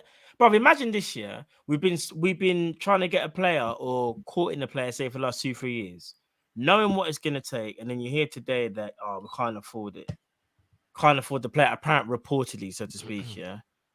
Bro, when you realize you shouldn't be surprised, one of them things where you know your club, and unfortunately, these are some of the targets that are more realistic than the Bellinghams and the flipping Goretskas and the Kimmiches and whoever people want to get in it. It's frustrating, bro. I can't lie. But again, for us to really want to put out them names. Who, sorry? Mount or DePaul? Ooh. You know, Rodrigo DePaul. Can I just caveat all of this, Cal, by saying, because I don't want you to be stressed or upset because I love you. I already am, man. Mason Mount is coming to Liverpool, so get used to it. He's changed his agent. He's rejected his new contract offer from Chelsea, and tell him Klopp has publicly showed admiration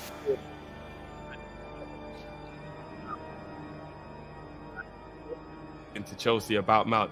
Mount is coming Liverpool, you lot. Mason Mount is coming to Liverpool.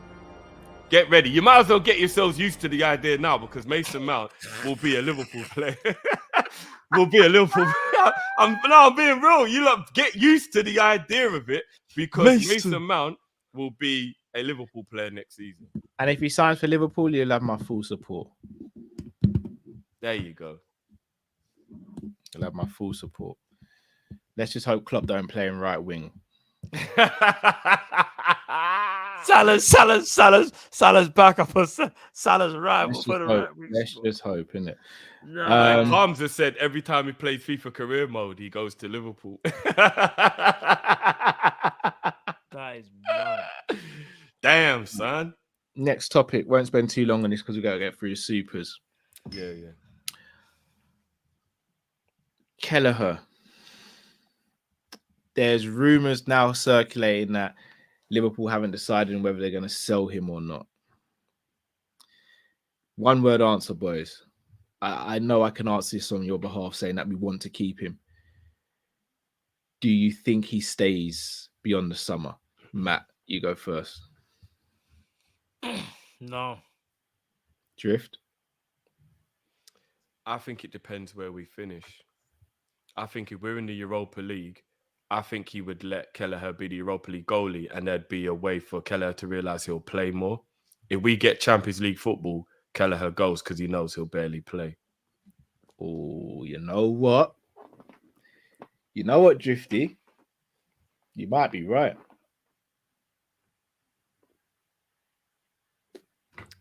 That's how I see it. You might actually be right with that. No, but do you know why? How many games? We played quite a few games this season. Kelleher, when he was asked to play the cup games, Klopp was like, "Nah, play Alisson."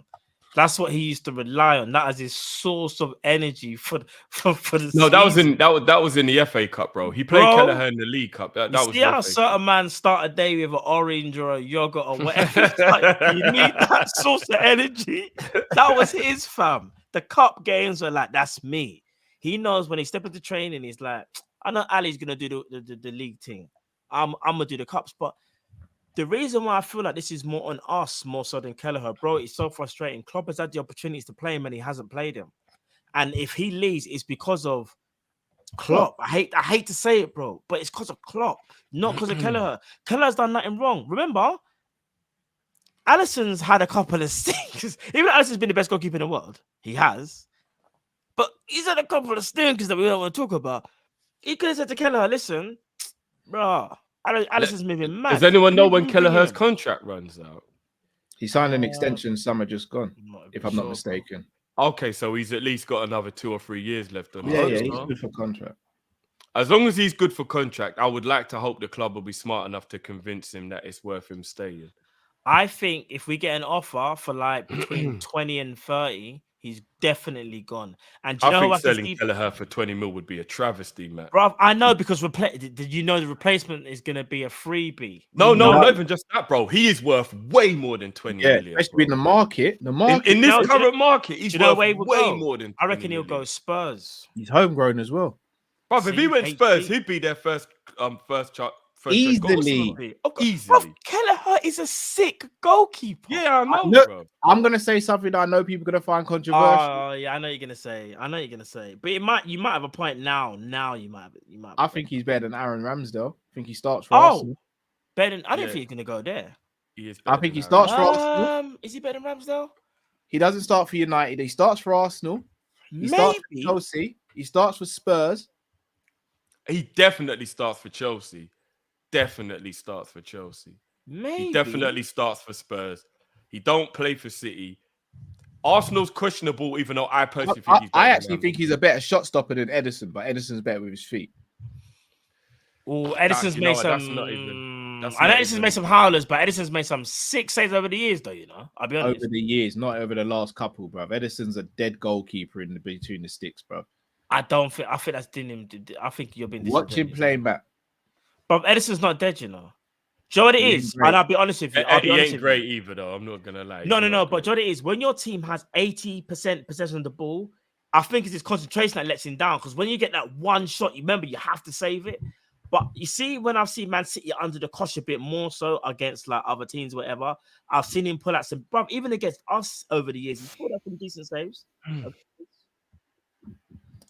mean, Kelleher starts for top. But you think he's better than Ederson? Kelleher? No, I think he's a better shot stopper than Ederson. No, but who's a better goalkeeper? Just overall. Overall, probably Ederson. I was thinking that's a bit. I wouldn't say he's better than Ederson, but I know what you're saying. He's sick though. Kelleher's sick. He's sick. I would say better. I've always thought Ederson is very fishy in terms of like his actual goalkeeping. I think it gets masked by the fact that they don't have people taking that many. Yeah, and the fact it's the get lost in all of that. I've never really rated Ederson's actual goalkeeping. That's what separates Ali from thingy. Because you see Ali, then again, not this year, because this year we get peppered every game. But you see years before when we would have the ball and not too many shots, Alisson would just be switched on. That 1 or 2 saves he needs to make, he makes them. Do you get what I'm saying? So we're kind of if he has to leave, which I would be absolutely devastated, I would say you milk Spurs 40, 45 mil for Kelleher. They won't pay, Goalkeeper but I'll try rarely and do it. go for that. I would I try say and do it. I say we could get maybe 25, rising to 30, maybe. I'd feel like we were getting robbed if we got less than 30 mil for Kelleher personally. I Probably will, to be fair, though, unfortunately. Carvalho, talks are that the club's undecided on what's happening with him. Hate to say I told you so, guys, but I told you so. Do you think he stays at Liverpool beyond the summer? And when I say stay, I don't expect him to be sold. Do you think he goes out on loan? All right, let me be unemotional in this one and talk to you guys on a level. We were clambering for players and stuff like that. And Carvalho felt really cool because we had Diaz, and at the time we're like, wow, we get Carvalho and Diaz. Hey, can't we just go for this quad thing, innit? He was brilliant at Fulham as a young 18-year-old. There's no doubt about it. But in the cold light of day, when you really sit and deep it and peel back the top layer, Carvalho at the moment isn't good enough to be a Liverpool starter. And there's possibly something in training that's maybe he might not be good enough yet, full stop. I think he has to go on loan to prove himself. And there's a possibility that he might just not be as good as we thought he was. It could be the other way around. He hasn't been given the opportunities. But I think we have to face the fact that there's also a possibility that he might not be as good as we thought he was. You want to go next in it, Matt? Yeah, let me go next. And did the gold dust, just the outward one.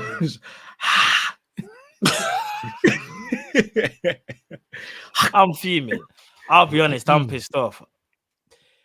He was brought in as a 10. His best position was a 10. He played 10 for Fulham. Klopp then decided to go, even though you're best position is 10, we're going to try and do something. We'll play you on the left wing. We'll try to play you centre mid. And I'm hearing, the more and more I hear the people outside noise, like Klopp has to say, yeah, he looks a bit more like Coutinho. Bro, he's Fabio Carvalho. He's his own man. He does his own thing. For the life of me, I don't understand why this guy hasn't been given a fair chance. He's actually had a winning goal for us and has been dropped. The only real bad game he's ever had, in my opinion, really bad, was a bit of an indifferent one because he scored against Man City, but defensively, Kevin De Bruyne was just it wasn't a good look, yeah. But Carvalho, for me, is one of them technical players where you have to utilize him in the right areas, and that's what's really frustrating. And I know he's more of a 10 than Mason Mount because he's not as industrious and defensive, but it does even get me worried as well, like, bro, if you see someone's got their best position, you can't always change it. Like, we went 4-2-3-1 when we had the injuries. Carvalho looked like, well, even then, I'd say Carvalho still wasn't playing in the 10, but he kind of managed to find himself in the 10, shall I say. And you saw the best of Carvalho. Klopp don't play him, goes back to his preferred players, and you're like, what's going on here? He didn't give man a chance. And I can't lie to you. I reckon wherever Carvalho goes, if he does go, he's actually going to be a very good player for them. And I can't believe I sat here after transfer deadline day and said he would be the one, I think, that will be a mainstay in our team after January. I said but I did say he'll be the one that we'd want to see more of. But I did think he'll be the one that could be the difference maker. And for the life of me, I don't understand why Klopp just won't play him. Like, we're in such a bad array of form for midfield, even how we link up the attack. The guy still doesn't think that he should be given a fair chance. You're going to bring him on with like 2 minutes to go at the Bernabeu when we were losing a game. That was what's that? Like, that's what he thinks of Carvalho. I'm sorry. Do you not think it's unprofessional if a player refuses to come on? Yeah. 20 seconds, you man. That's how long he was on the pitch. 20 seconds. No, officially on the pitch 20. So he was on longer because of the whole delays and stuff. But I see your point. It just is one of those unwritten rules, isn't it? Like, if you're told to come on, you're told to come on. You kind of got to do your job, innit? 20 seconds. I know, bro. I know. On the Carvalho thing, if you buy a 10, you play him as a 10. Again, it's simple. It's so simple. And again, the reason why I said in the summer he was going to be Luis Diaz understudy is because Klopp is too rigid in his thinking. And you know what's even more annoying? Klopp's had Kagawa, Mario Götze, and Coutinho play under him and thrive. If anyone knows how to play with a 10, it's Jurgen Klopp.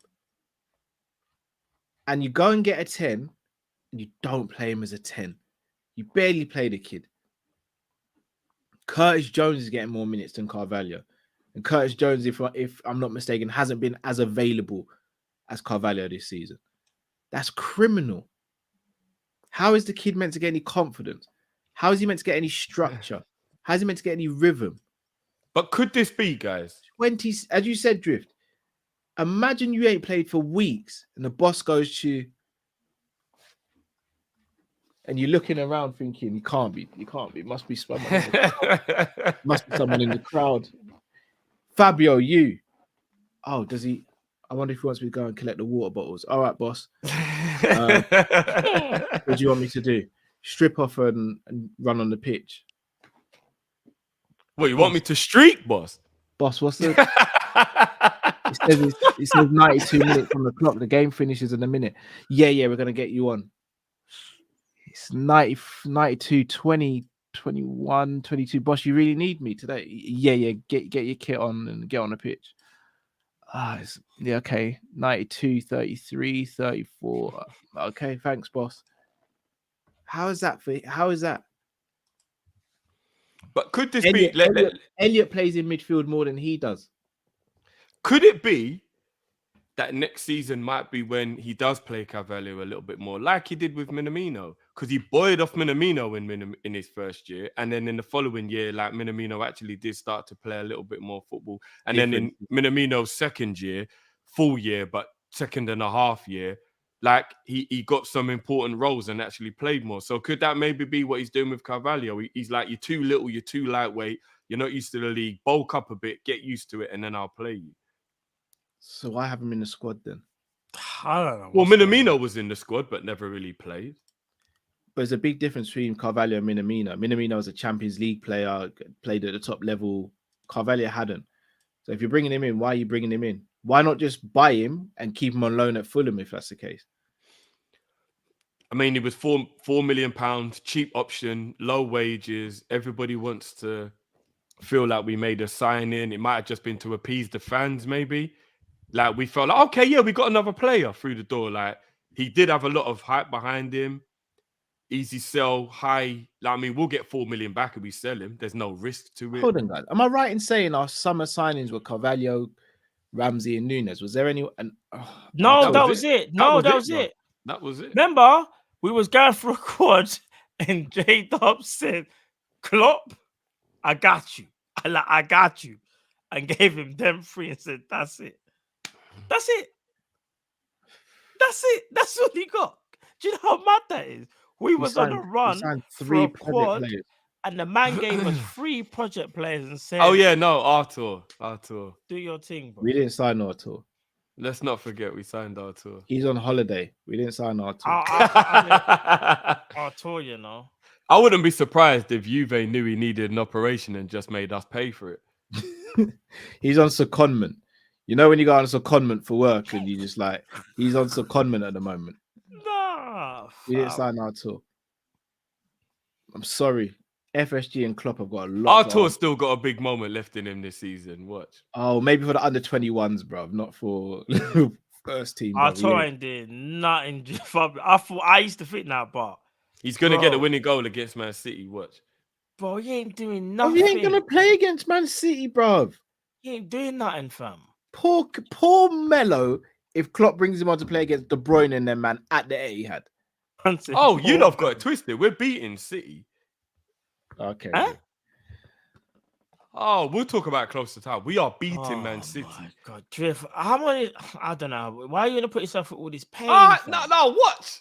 You lot, we'll talk about it closer to the time. It's 2 weeks away now. Man said we're gonna beat City, you know. We are 100% beating Man City. All right, Drift. Fair enough if we do, man. I mean, if we do, we do, innit? Every time there's a game that is important, we lose. And every time there's a game where it's like, oh, fair play, let's see what happens. We turn up, we have a brilliant performance, and we get something out of it. I guarantee you, we are going to beat Man City. Without at the minimum, we will take points off them and it'll be a draw. But we are 100% not losing. Without Bashek and Thiago. We won 7-0 against Man United without those lot in our midfield. Bashek played in that game, if I'm not mistaken. He came on and played.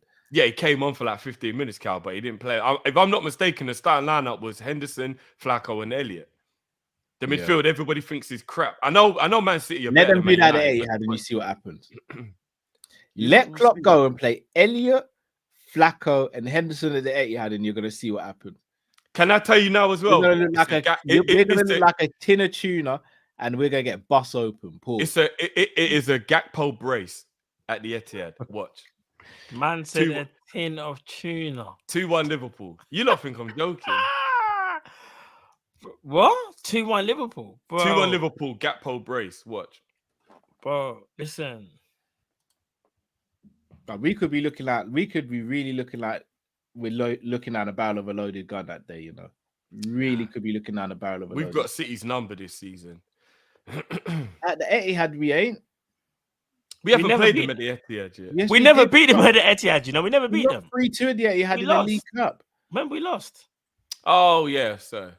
We should have really won that game, to be honest. No, we shouldn't have drift. Yeah. We shouldn't have. We didn't deserve to lose that game. Oh, boy. All right. Let's see how these supers. Jamrock says, Cal, if you read the article, it's an opinion piece. Yeah, I did, bro.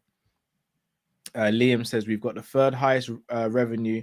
We need to start flexing that. I want Jude at all costs. In your opinion, guys, if Mount comes, does Rice maybe follow? No. If we get Mount, Rice is going Chelsea or he's going Arsenal. Rice is the one we should be going all in for. But it's typical Liverpool, isn't it? Someone just reminded me it's a 12 o'clock kickoff as well for the game against the Etihad. So we're definitely winning because there's no way we lose every single 12 o'clock game. Oh, by the way, why on earth have Liverpool played so many 12 o'clock kickoffs this season? I've never seen the team be forced to play so many 12 o'clock kickoffs. Man City have probably played about the same as us. They just don't bitch and moan about it because they win. No. They haven't, Cal. They haven't. But if you want to bet, I bet if we were to go through and look, I bet Arsenal and Man City played just as many 12-30 kickoffs as us. No. Somebody bring up the stats for me. Somebody bring up the stats for me. Let me see. Can you even Google it? If someone can bring up the stats, that'd be really appreciated. Red Swan, don't you guys think FSG need us fans back on board? They don't care about guys. They do not care about Liverpool fans. FSG don't give a monkeys, guys. They don't care. They really don't. What's that Stephen A meme? Let me tell you something. We don't care. We don't care. Like they don't care about Liverpool like that. No. They just own us and they generate us revenue. Sorry, we generate revenue and profile for them. They do not care about Liverpool. They don't care. They never have and they never will. We're a plaything for them. Red Swan, bro. Trust me, it'll be easier in life when you understand that. H, I'm not going to read this one out loud yet. Let me read it in my head first. Yeah, I can't read that one out. H, you know what it is, bro. Appreciate the super chat. You know I can't read that out loud, man. I want to keep my career, man. Keep my career. I got kids to feed. Jamrock says, Cal, the Athletic reported a few months ago, Jude will cost 120 mil and Liverpool isn't put off by the fee. Pierce, Reddy, Ornstein work for the Athletic. It's true as well. AM says Liverpool losing. Sorry, Usman losing. Liverpool moving mad. Nothing's gone right for me at the moment. Need Leon to drop that belt to. Oh no! Drop the belt.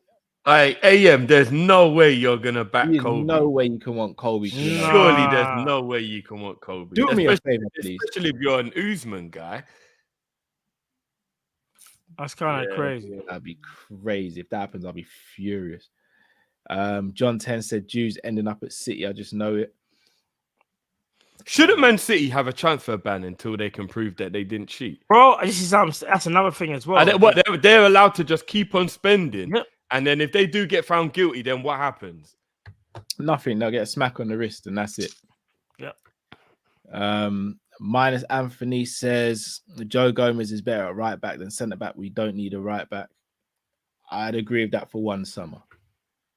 I think Kyle Walker-Peters would be a brilliant backup. H, let me read this again.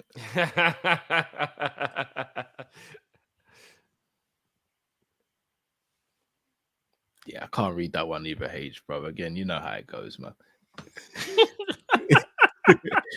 You got yourself, H, bro. I can't afford to lose my job and stuff. H says Lobotka took years off Millie's lifespan. Napoli away. He moved up Millie that day still. Official AMD Speak says Millie may look like he's playing to a high level due to the low level most of the team has been at this season. Individually, though, he's been average. I'm not going to get back into the Millie debate, but fair. Shombe says, why are you guys surprised about Jude? I expect it. I hear it. I hear that as well. Not surprised. Oh, I'm not surprised. Drift, look away. Jade Activist says, sell Hendo if we keep Milner.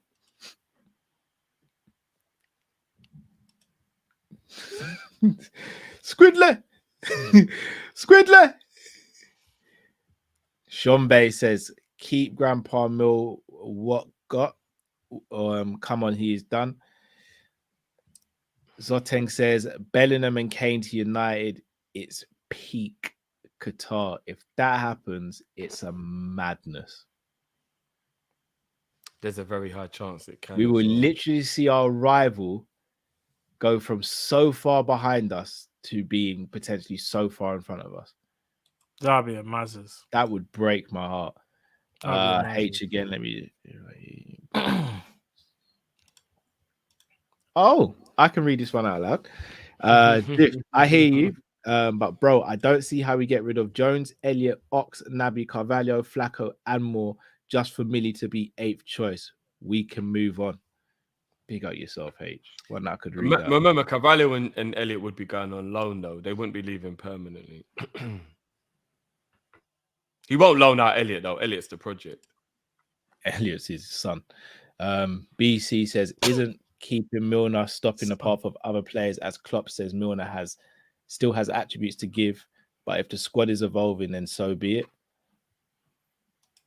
What? He still has what? No, that's Klopp saying he still has attributes to give to the team, so isn't he blocking someone's path potentially? Oh, I see. Yeah. Jade Activist says, just keeping Milner just to keep him at that point. Shombe says, it's so sad that we argue about Milner in 2023. He's supposed to be gone 2 years ago, but our sorry owners and delusional Klopp want to be loyal. I don't think Milner's got anything to do with the owners. I'm not going to lie, people. Milner has got nothing to do with the owners. I'm the first to blame the owners if they do something wrong. If it was up to the owners and them, man, Milner would have been gone a little while ago still. Facts. Hey, there's a comment. That's a Friday quote from Big. I'm not even going to lie. Saying the name out loud still seems a little bit weird, but yeah. Got more head than he got body.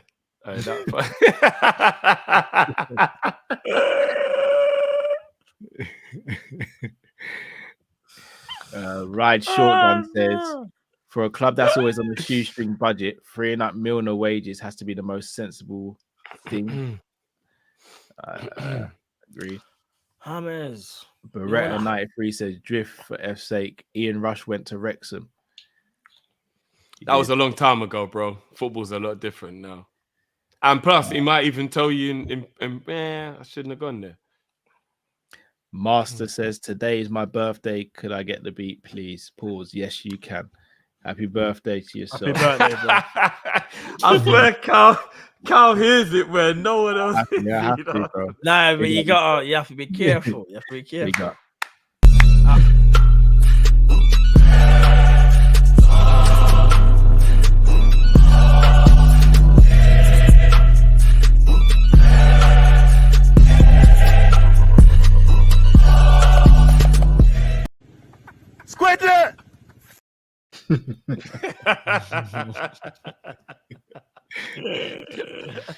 Rad Shotgun says Mount is a very good 8. He replaces Naby and Ox. Facts. I don't want someone to replace Naby and Ox. I want someone to replace Milner and Flacco. I don't want that as well, Cal. We get that as well. You got to remember as well, Mason Mount should be coming in as one of 3 midfielders, not the only midfielder. Calm says Mount is a prime Hendo with shooting ability. It's not far off. Jay says KDB was a flop at Chelsea. Mount needs a new team. Well played, Jay. Well played. Oh, Jay, you know I love you, but just because KDB did it doesn't mean Mount's going to do it. Doesn't mean Mount's going to do it. Marcus headshot dead. Marcus says right. This narrative that Mount plays as an 8 is nonsense. It's not his position. He's very rarely played as an 8 in a 4-3-3. He's an advanced midfielder. He plays as a winger, bro. Not all the time. Mount complains in advance. Here's the thing, like, anyway, he got the traits too. Remember, Klopp does.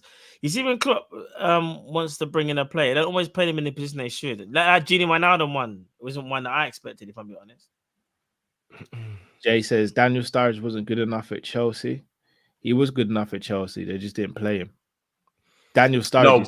No, he means they didn't respect him enough, though. Yeah, he means they didn't respect him enough. They just thought, we'll fling him out on the wing. That's very true.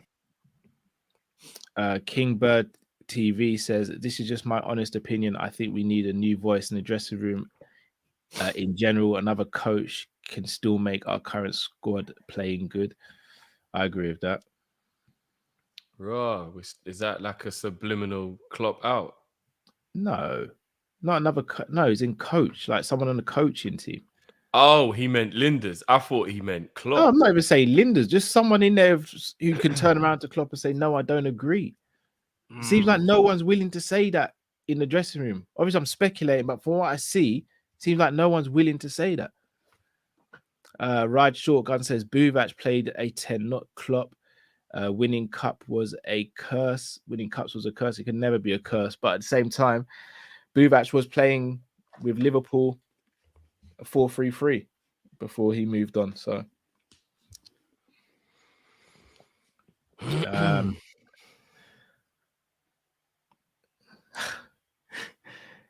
H says Arthur came back to the UK to use the NHS.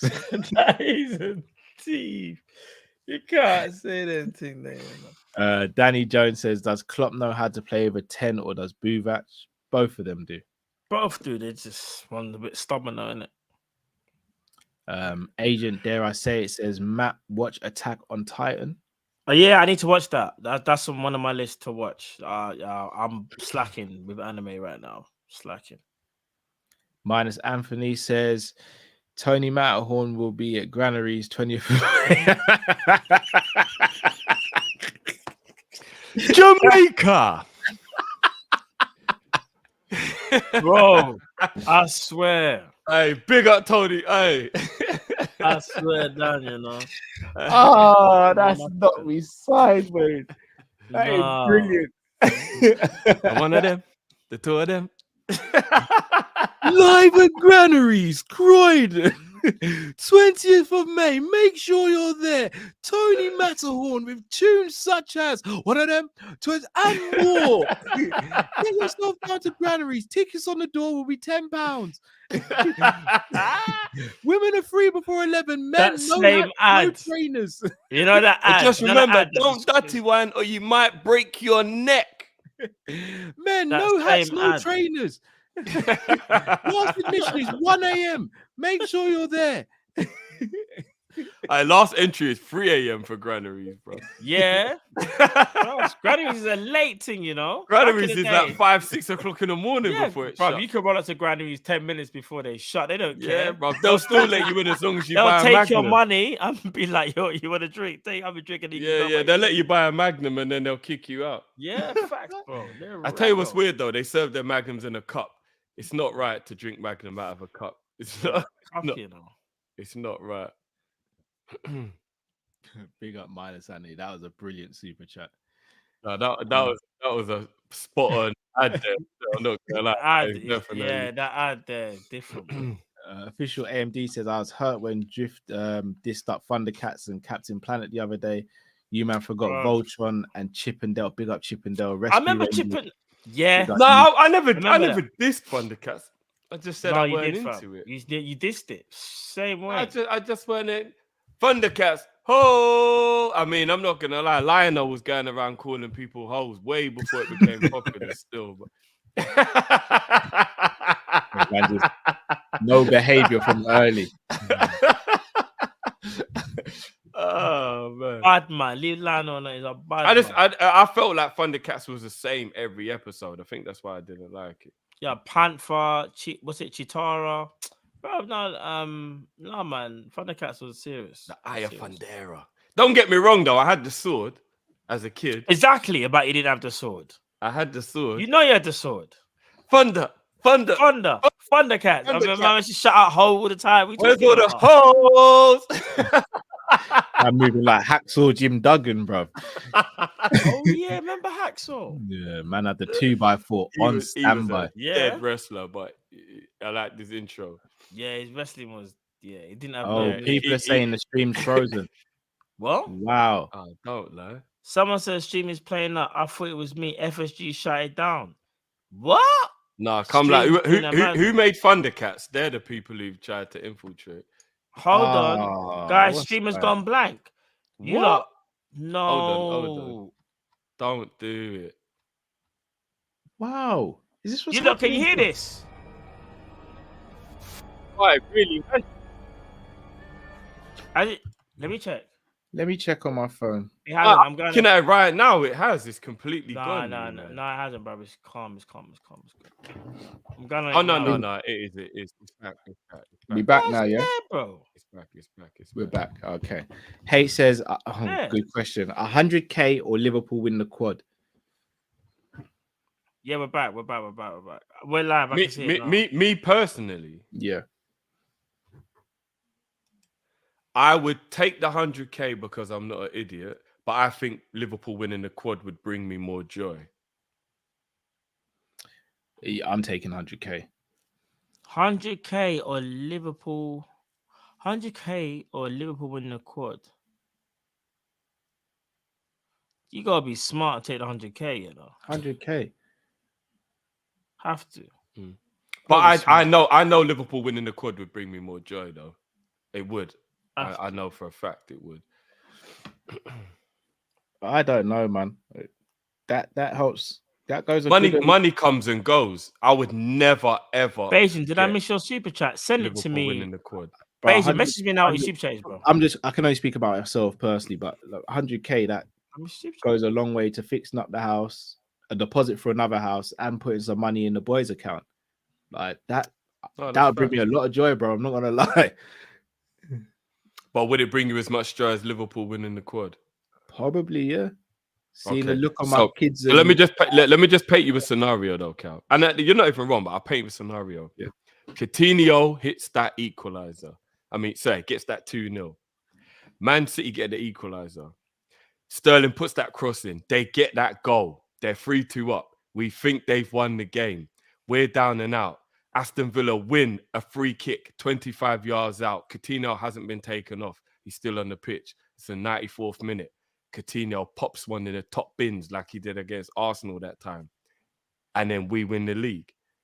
And then a week later, Vinicius scores that goal. But the Salah chance doesn't get saved by Courtois. It goes in. Game goes to extra time. And then Mane packs one in the top corner in the 120th minute to win the Champions League. Bro, that's a level of joy that I don't think money would be able to bring me personally. But I'll be honest, bro. The 100K is going to be sweeter than that for me, bro. What you just painted there was a phenomenal movie setting and all that, bro. I need to secure my family's future, bro. I hear you, but Cassidy don't care about the quad. He needs that money. Bro, I need my family to be all right, bro. Cal said, money. I'm not gonna lie. I'm taking 100k as well. You must. I can't go to the nursery and go. They go, how you paying this month? Liverpool won the quad, you know. They'll have me my kids back, bro. Without no, but you're slightly looking at it wrong. It's not that you can't do what you normally do. It's just adding to what you have.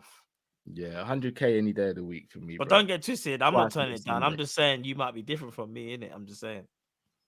No, I said I'm taking. I said I'm taking the money.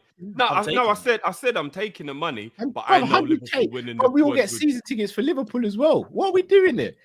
I know winning the quad. I know winning the quad would bring me more joy. That's what I'm saying. But I would take the money. No, the quad would give you more joy in your footballing life. Like no, it would just give me more joy. Period. Because money comes and goes. Yeah, money comes and goes, man. 100k just money 100k drift. 100k don't just come and go, bro. No, but Cal, like you said, once you've paid your mortgage or you've done something, then you're just back to the same scenario. I'm gonna check now.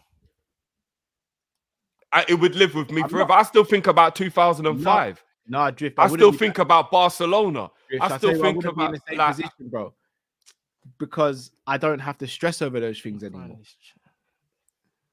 No, I get that, but that's not joyous. That's just relief. That's just a level of relaxation. Joyous, bro. Joy, but that's me anyway. It's fair dues. AM says, Drift, I beg you, love my guy Adesanya. He won't, bro. I just promise you he won't. Adesanya's my guy. Yeah, Adesanya's serious, bro. Don't talk about Adesanya. No, yeah, well, he shouldn't have beat my guy then, innit? There it is. Oh, well, because he mashed up. Leave it. Oh, wrong. Matt really phrased it like that. Yeah. Matt tried to throw in the extra shade. I keep on telling people how much of a menace Matt is, but no one listens to me. Yeah. No. To be fair, when they had their rematch, though, Whittaker, like, I'll be honest, like, when you haven't fought someone before, it's easy for someone to kind of like catch you off guard. That's what happened. But second time round, the Whittaker kind of showed more what he's about. So, do you know what I mean? Respect to Whittaker, though. It's just that it's the styles make fights thing. I'm even worried. I'll be honest. I'm Adesanya's biggest fan, but I'm even worried about the Pereira thing again. Like, that's another story. But yeah, same. I'm worried about that again. I'm worried about it again still. So I hear you, Justin. I hear you. Crypto Nation. Most of that 100k will end up with the government. No, we'll find a way. No, tax free. All right, let me ask you a more good. Let me ask you maybe like a way less amount, maybe then, just to see how you'd feel. 10 grand or Liverpool win the quad. 10 grand. I'm still taking the 10 grand, bro. What's like fair dues. 10 grand does up my garden and my driveway, bro. But 10 grand don't just land on man's like. No, I'm not even saying you're wrong. I'm not even saying you're wrong. Me personally, I'd actually take the quad over 10 grand. Oh, that's fair, dude. But you don't have to go in the garden in a couple months and deal with what I got to deal with, bro. So you see your balance of joy. I don't know, but I don't know if I believe you. Are you being honest? I'm 100% being honest. I'll take the quad over 10 grand. I know that ain't who I think it is. I'll take the quad over 10 Are you sure, Drift? Man just said to you, Drift, come round to your yard now, I Drift, 10k, boom. But remember, you're talking to someone who loses hundreds and thousands of pounds across the season for Liverpool to win games. So you don't know I'm not bullshitting. You lose hundreds of thousands, did you say? Not hundreds and thousands of pounds. Like if I add it all up, I lose thousands of pounds a season for Liverpool to win. Hold tight, you, bro. I don't, man. So yeah, bro. Why you putting yourself for the bro? I'm not putting myself through the pain. If Liverpool win, I forget the money. I don't care about the money I lose where Liverpool win. I don't even remember I've made the bet sometimes. So I'm just saying. I would. I'm looking at my. What if I make that bet? You ain't coming off Sky Bet, it's just on there. I'm like, the missus could be talking to me at dinner time. I'd be boring on a watch along if I had a bet on the game. I'm not going to lie to you. I'm checking the Sky Bet app differently. Yeah, maybe I'm different. Jade Activist says, watch Jujutsu Kaisen match. Jujutsu Kaisen. Yeah. I've heard about that still. Kingbird TV says, to be honest, I am Klopp out. We need new coaching staffs and new team doctors because the way our players gets injured is very concerning, in my opinion. I think Klopp's time is up. He ain't no messiah. Bro. I don't agree, but at the moment, you can't say it's a wild thing he's saying. It's not. Especially with the coaching staff and the doctors. I can't lie. I don't agree, but everyone's entitled to their opinion. How do I? Hate says, raw, Kopish community really struggling. Someone said he's taking a grand over the quad. I'm dead. That's a different level of. Look, bro, you can't knock someone's situation. I'm gonna be real with you again. I might take a grand over the quad. Just being real with you. I might. Oh, I'm taking the quad every day, every minute of every day over a grand. I'm saying I might. I'm not gonna hate on someone who takes the grand. No. I'm not gonna. I'm not gonna hate on them. I don't know people's financial situation. You know, everyone's different, bro. I might do it if I take the grand and you want to call me a broke boy. I'm all right with it still. Don't mean to say that you love Liverpool less, you know. I'm a grand up, so I'm all right with it. Yeah, each their own for real. But I'm not gonna lie, a grand will be going so quick. A grand will be going so quick, bro. No, it would go quick, but sorry, guys, got one more super chat. Found it. Beijing, big at itself. So Beijing, I had to scroll back and find out. Sorry, we missed that, bro. Cal, to be fair, we won't give all money up front for Jude. Maybe 60, 80 mil and then amortize the rest. It gives us more funds to sign other players as well. I have to hope for the best, but if no Jude, get other players. We need to rebuild. So he reckons if he was to get Jude, it would be that money up front and then add on, so to speak. So big up. Another team could come in and say, right, we'll pay 90 up front and then the rest. Do you know what? I will say, I understand what Beijing, if the player forces who he wants to go to, let's say that, because remember that does happen sometimes. The player might get 4 offers and he says, I want to go to that club. You just deal with that club. Doesn't always happen, but it makes it a little bit easier for that team. It nearly happened with Mudryk, innit, when he just said he wanted Arsenal, I think. But then I don't know. I hear you. Werner, Liverpool and Chelsea as well. To be fair, I don't know if he said he just wanted to live with it. I think we just wanted him at one point, but I don't know. But yeah. Man is saying in London, a grand is just the cost of waking up. Big up all the super chats, by the way. Big up all of them. Big up all the super chats. It's actually true, bro. Not even that far off. It's actually true, bro. Like, what? So you actually want to wake up tomorrow? All right. Do you know how much it's going to cost? Turning on the heating's a madness at the moment. Yeah, bro. Harry says it's Torres' birthday today. Can we get the beat? Yes, we can for Fernando. Well, yeah, it is for real, Torres. Big up, Fernando.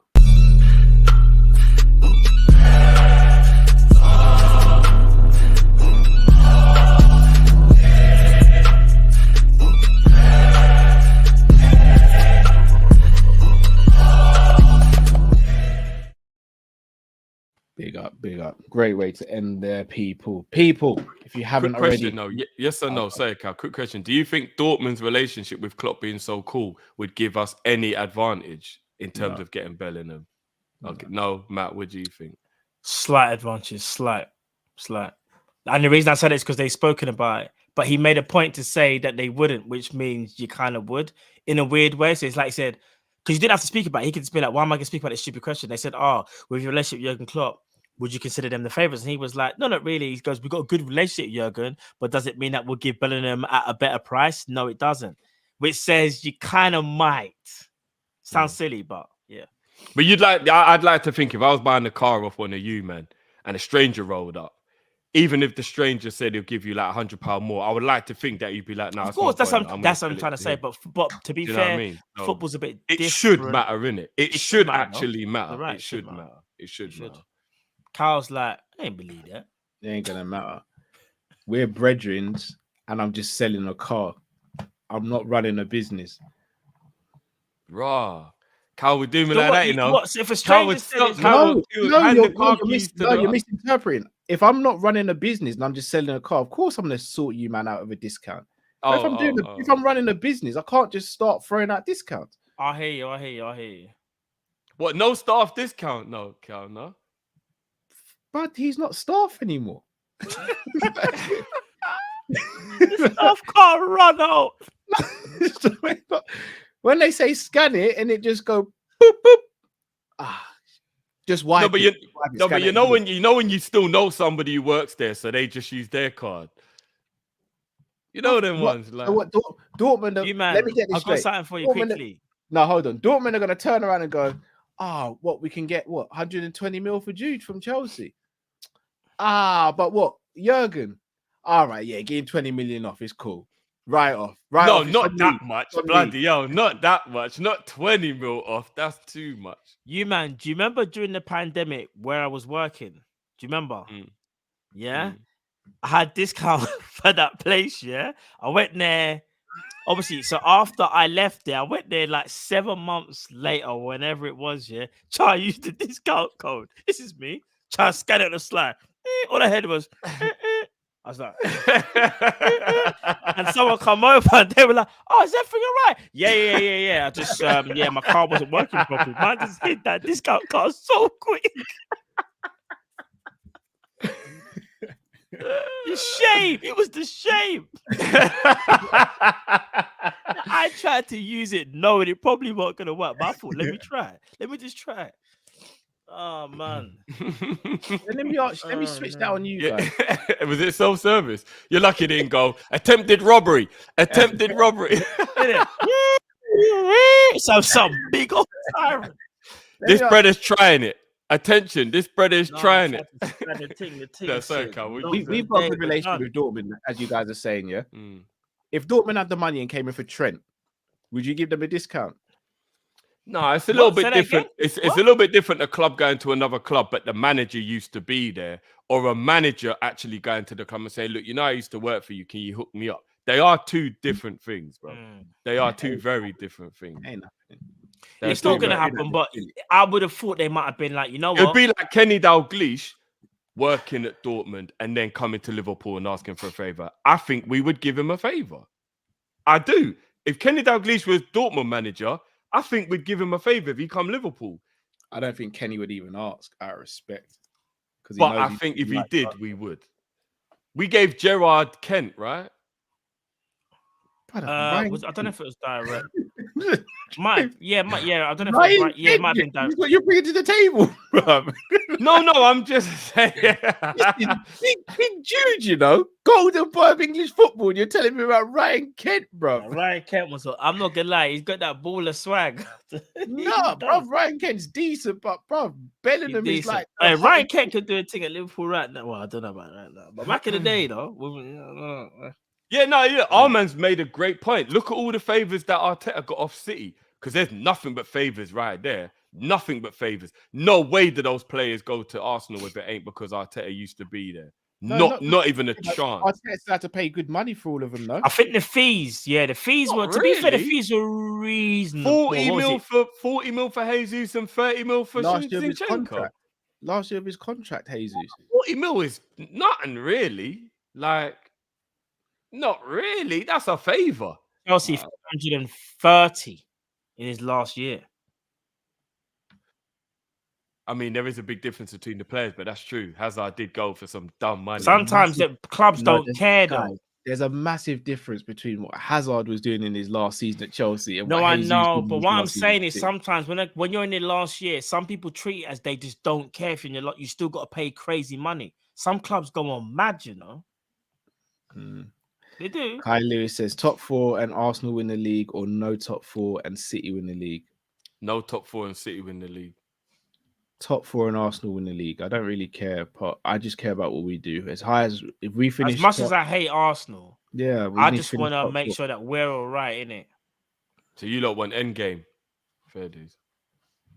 They can say what they want, bro. It's not like, bro. I'll keep on smashing it with the European stuff. Don't worry, bro. There's another what was it thing after Endgame? Don't worry, bro. We'll get them. The universe will be out of sync.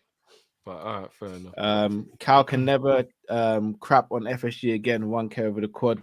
Hey, FSG a billionaire. I can definitely.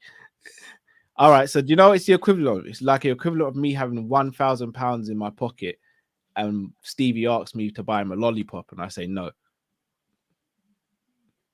That's what FSG are doing with us. What lollipop though? A feast is expensive these days. I've got £1,000 in my pocket, bro.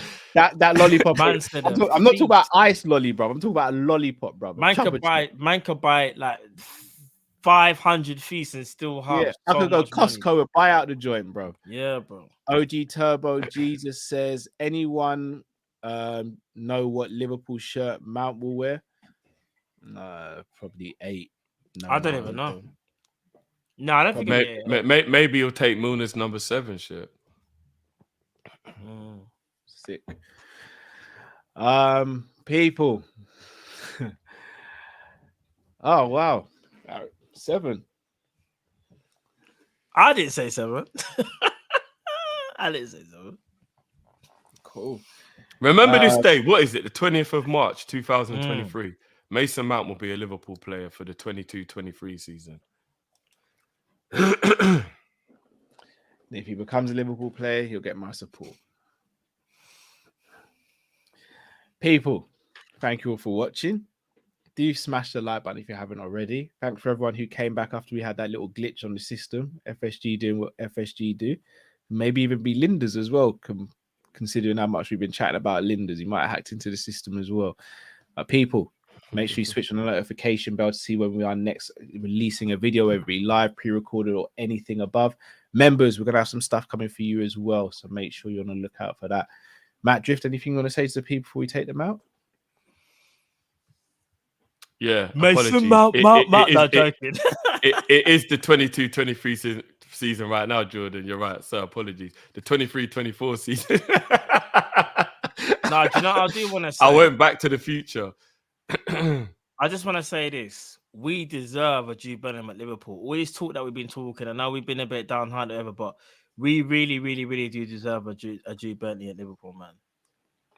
A Jude Bellingham, sorry. We just do, man. And I think if FSG used that excuse of the numbers didn't match up, what are we going to do, Matt? Are you going to be shocked? What are we going to do? No, but Johnny is though. On the stream again, bro, because nothing will happen. But then that's like saying that we don't have a voice. We shouldn't say nothing. We should never. No, I'm not saying no, but I'm saying that's the most we can do. What else can we do? Squidly! Fully salt, your pussy clot in a ear. Too enough, man. Squidly! Squidly! Take your time, Squidly. Me a ride bike and you ride bicycle and you lead me. Watch your roach gully corner. Watch your roach gully corner. Squidly! Squidly! Fully salt, your pussy clot in a ear. Too enough, man. Squidly! Squidly! You alright? Where the bicycle? Oh, what the mount there? What the mount there? No, I'm gonna be honest though. FSG need to get out of the club, bro. They came out of the bushes like Terminator when he first landed, bro. They need to get out of the club though, for real. Obviously we've had enough from before, but this, bro, if we can't. No, you know I'll be completely honest with you, Matt. If we do actually have a really dead transfer window, like a really stupid transfer window, after all they put us through and all they haven't done up to this point, bro. And Bellingham does go to Man City or Real Madrid, we don't even get Mount. We just end up with like any old, I don't know who it might be or whatever. Like say Nunes. I know Mateus Nunes is a good player, but say that's the only. Say we just buy Mateus Nunes. Morton's coming back. He can play in the 6 and the 8. Yeah, Morton's coming back. He can play the 6 or the 8, bro. And then we're lining up next season with Morton, Bisetic, and Elliott. That's the midfield. It's young, isn't it? It's energetic. Every single string. Did you just say Morton, Bisetic, and Elliott? It's young and energetic, bro. You must want me to smash screens, bro. If that is how we end up, yeah, then I will well and truly riot. I'm not joking. That won't happen. I'm not joking. That won't happen. Shall I tell you why that won't happen? Because Milner will start ahead of Morton. That's why. Milner, Bisetic, and Elliott, then. It is what it is. No, but we can't. I'll be honest, though, guys. We can't have another summer, though. Really and truly, though. We can't. Oh, we can. You must have forgot who we are, Matt. You must have got who the fuck we are, bruv, and who owns us. Bro, if we have another summer of that foolishness, I can't lie, we're done. Plus, we've got to watch Man United spending off bare peas while that's happening as well. Remember that. Okay. Fully sad. You know what then? So before we go, hold on.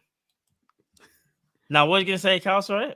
If that does happen, nobody buy the kit. No, if that does happen, I'm not joking, man. Nobody buy the kit. FSG need to actually understand they're playing games with people's emotions. And as Big Worm said, you're playing with my emotions. Like, nah. They can't be doing that. Nobody buy any merch if they give us another crap summer. I'm sorry. Because apparently that Nike money was going to go to transfers. And what's happening? I heard that Nike money bought Diaz last season, Gakpo this one. If I'm not mistaken, those players didn't really cost a lot of money. So what I'm saying is, if we don't get Bellingham, it's curtains for FSG, you know.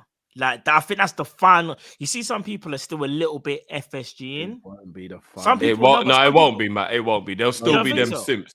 Yeah, there'll still be simps. There's always a simp that will come along and there won't be, bro. It won't. This is the energy that I got for FSG. I wouldn't even say we go. This is the energy. They just think differently. Go suck your mother. Me ready for 1 hour no ramp with me and see me na flush on the face, pussy. Bigger go suck your mama. Go suck your mama. Gun them big in your mama. Go suck your mama. Me ready for run down your blood clot and gunshot you in this. And that me I tell you, you pussy. Me ready for yam up your blood clot. Me done me gun in your face. Bro, he must be the most aggressive person I've ever seen. Swear, that's energy I got for FSG, you know. I'm in a business.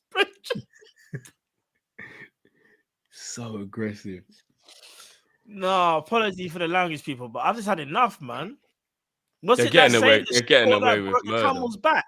Is that the saying? Yeah. My back. To be fair, my back been broken for 4 years. Yeah, back's been broken a long time. man feels like Batman. You know when he needed them things, them knee braces, bro. Man's on some Stone Cold. Man feels like Tyson. Yeah, what's hanging? Man, I broke my back, bruv. I swear. Spinal. Yeah. Man's been walking around with no cartilage in the knees. That would be someone else. You know what? That would be someone else in one of the in the post match. You know, don't say. I don't know, Joe Matip. Joe, we thought he was gonna be out this game. Joe, how come you still? I broke my back. Spinal. I've had enough, bro. Boy, people, thank you for the support. Thank you for the love. Do smash the like button on your way out. Subscribe if you're new to the channel. We are Kopish. Stay safe, stay blessed. See you next time.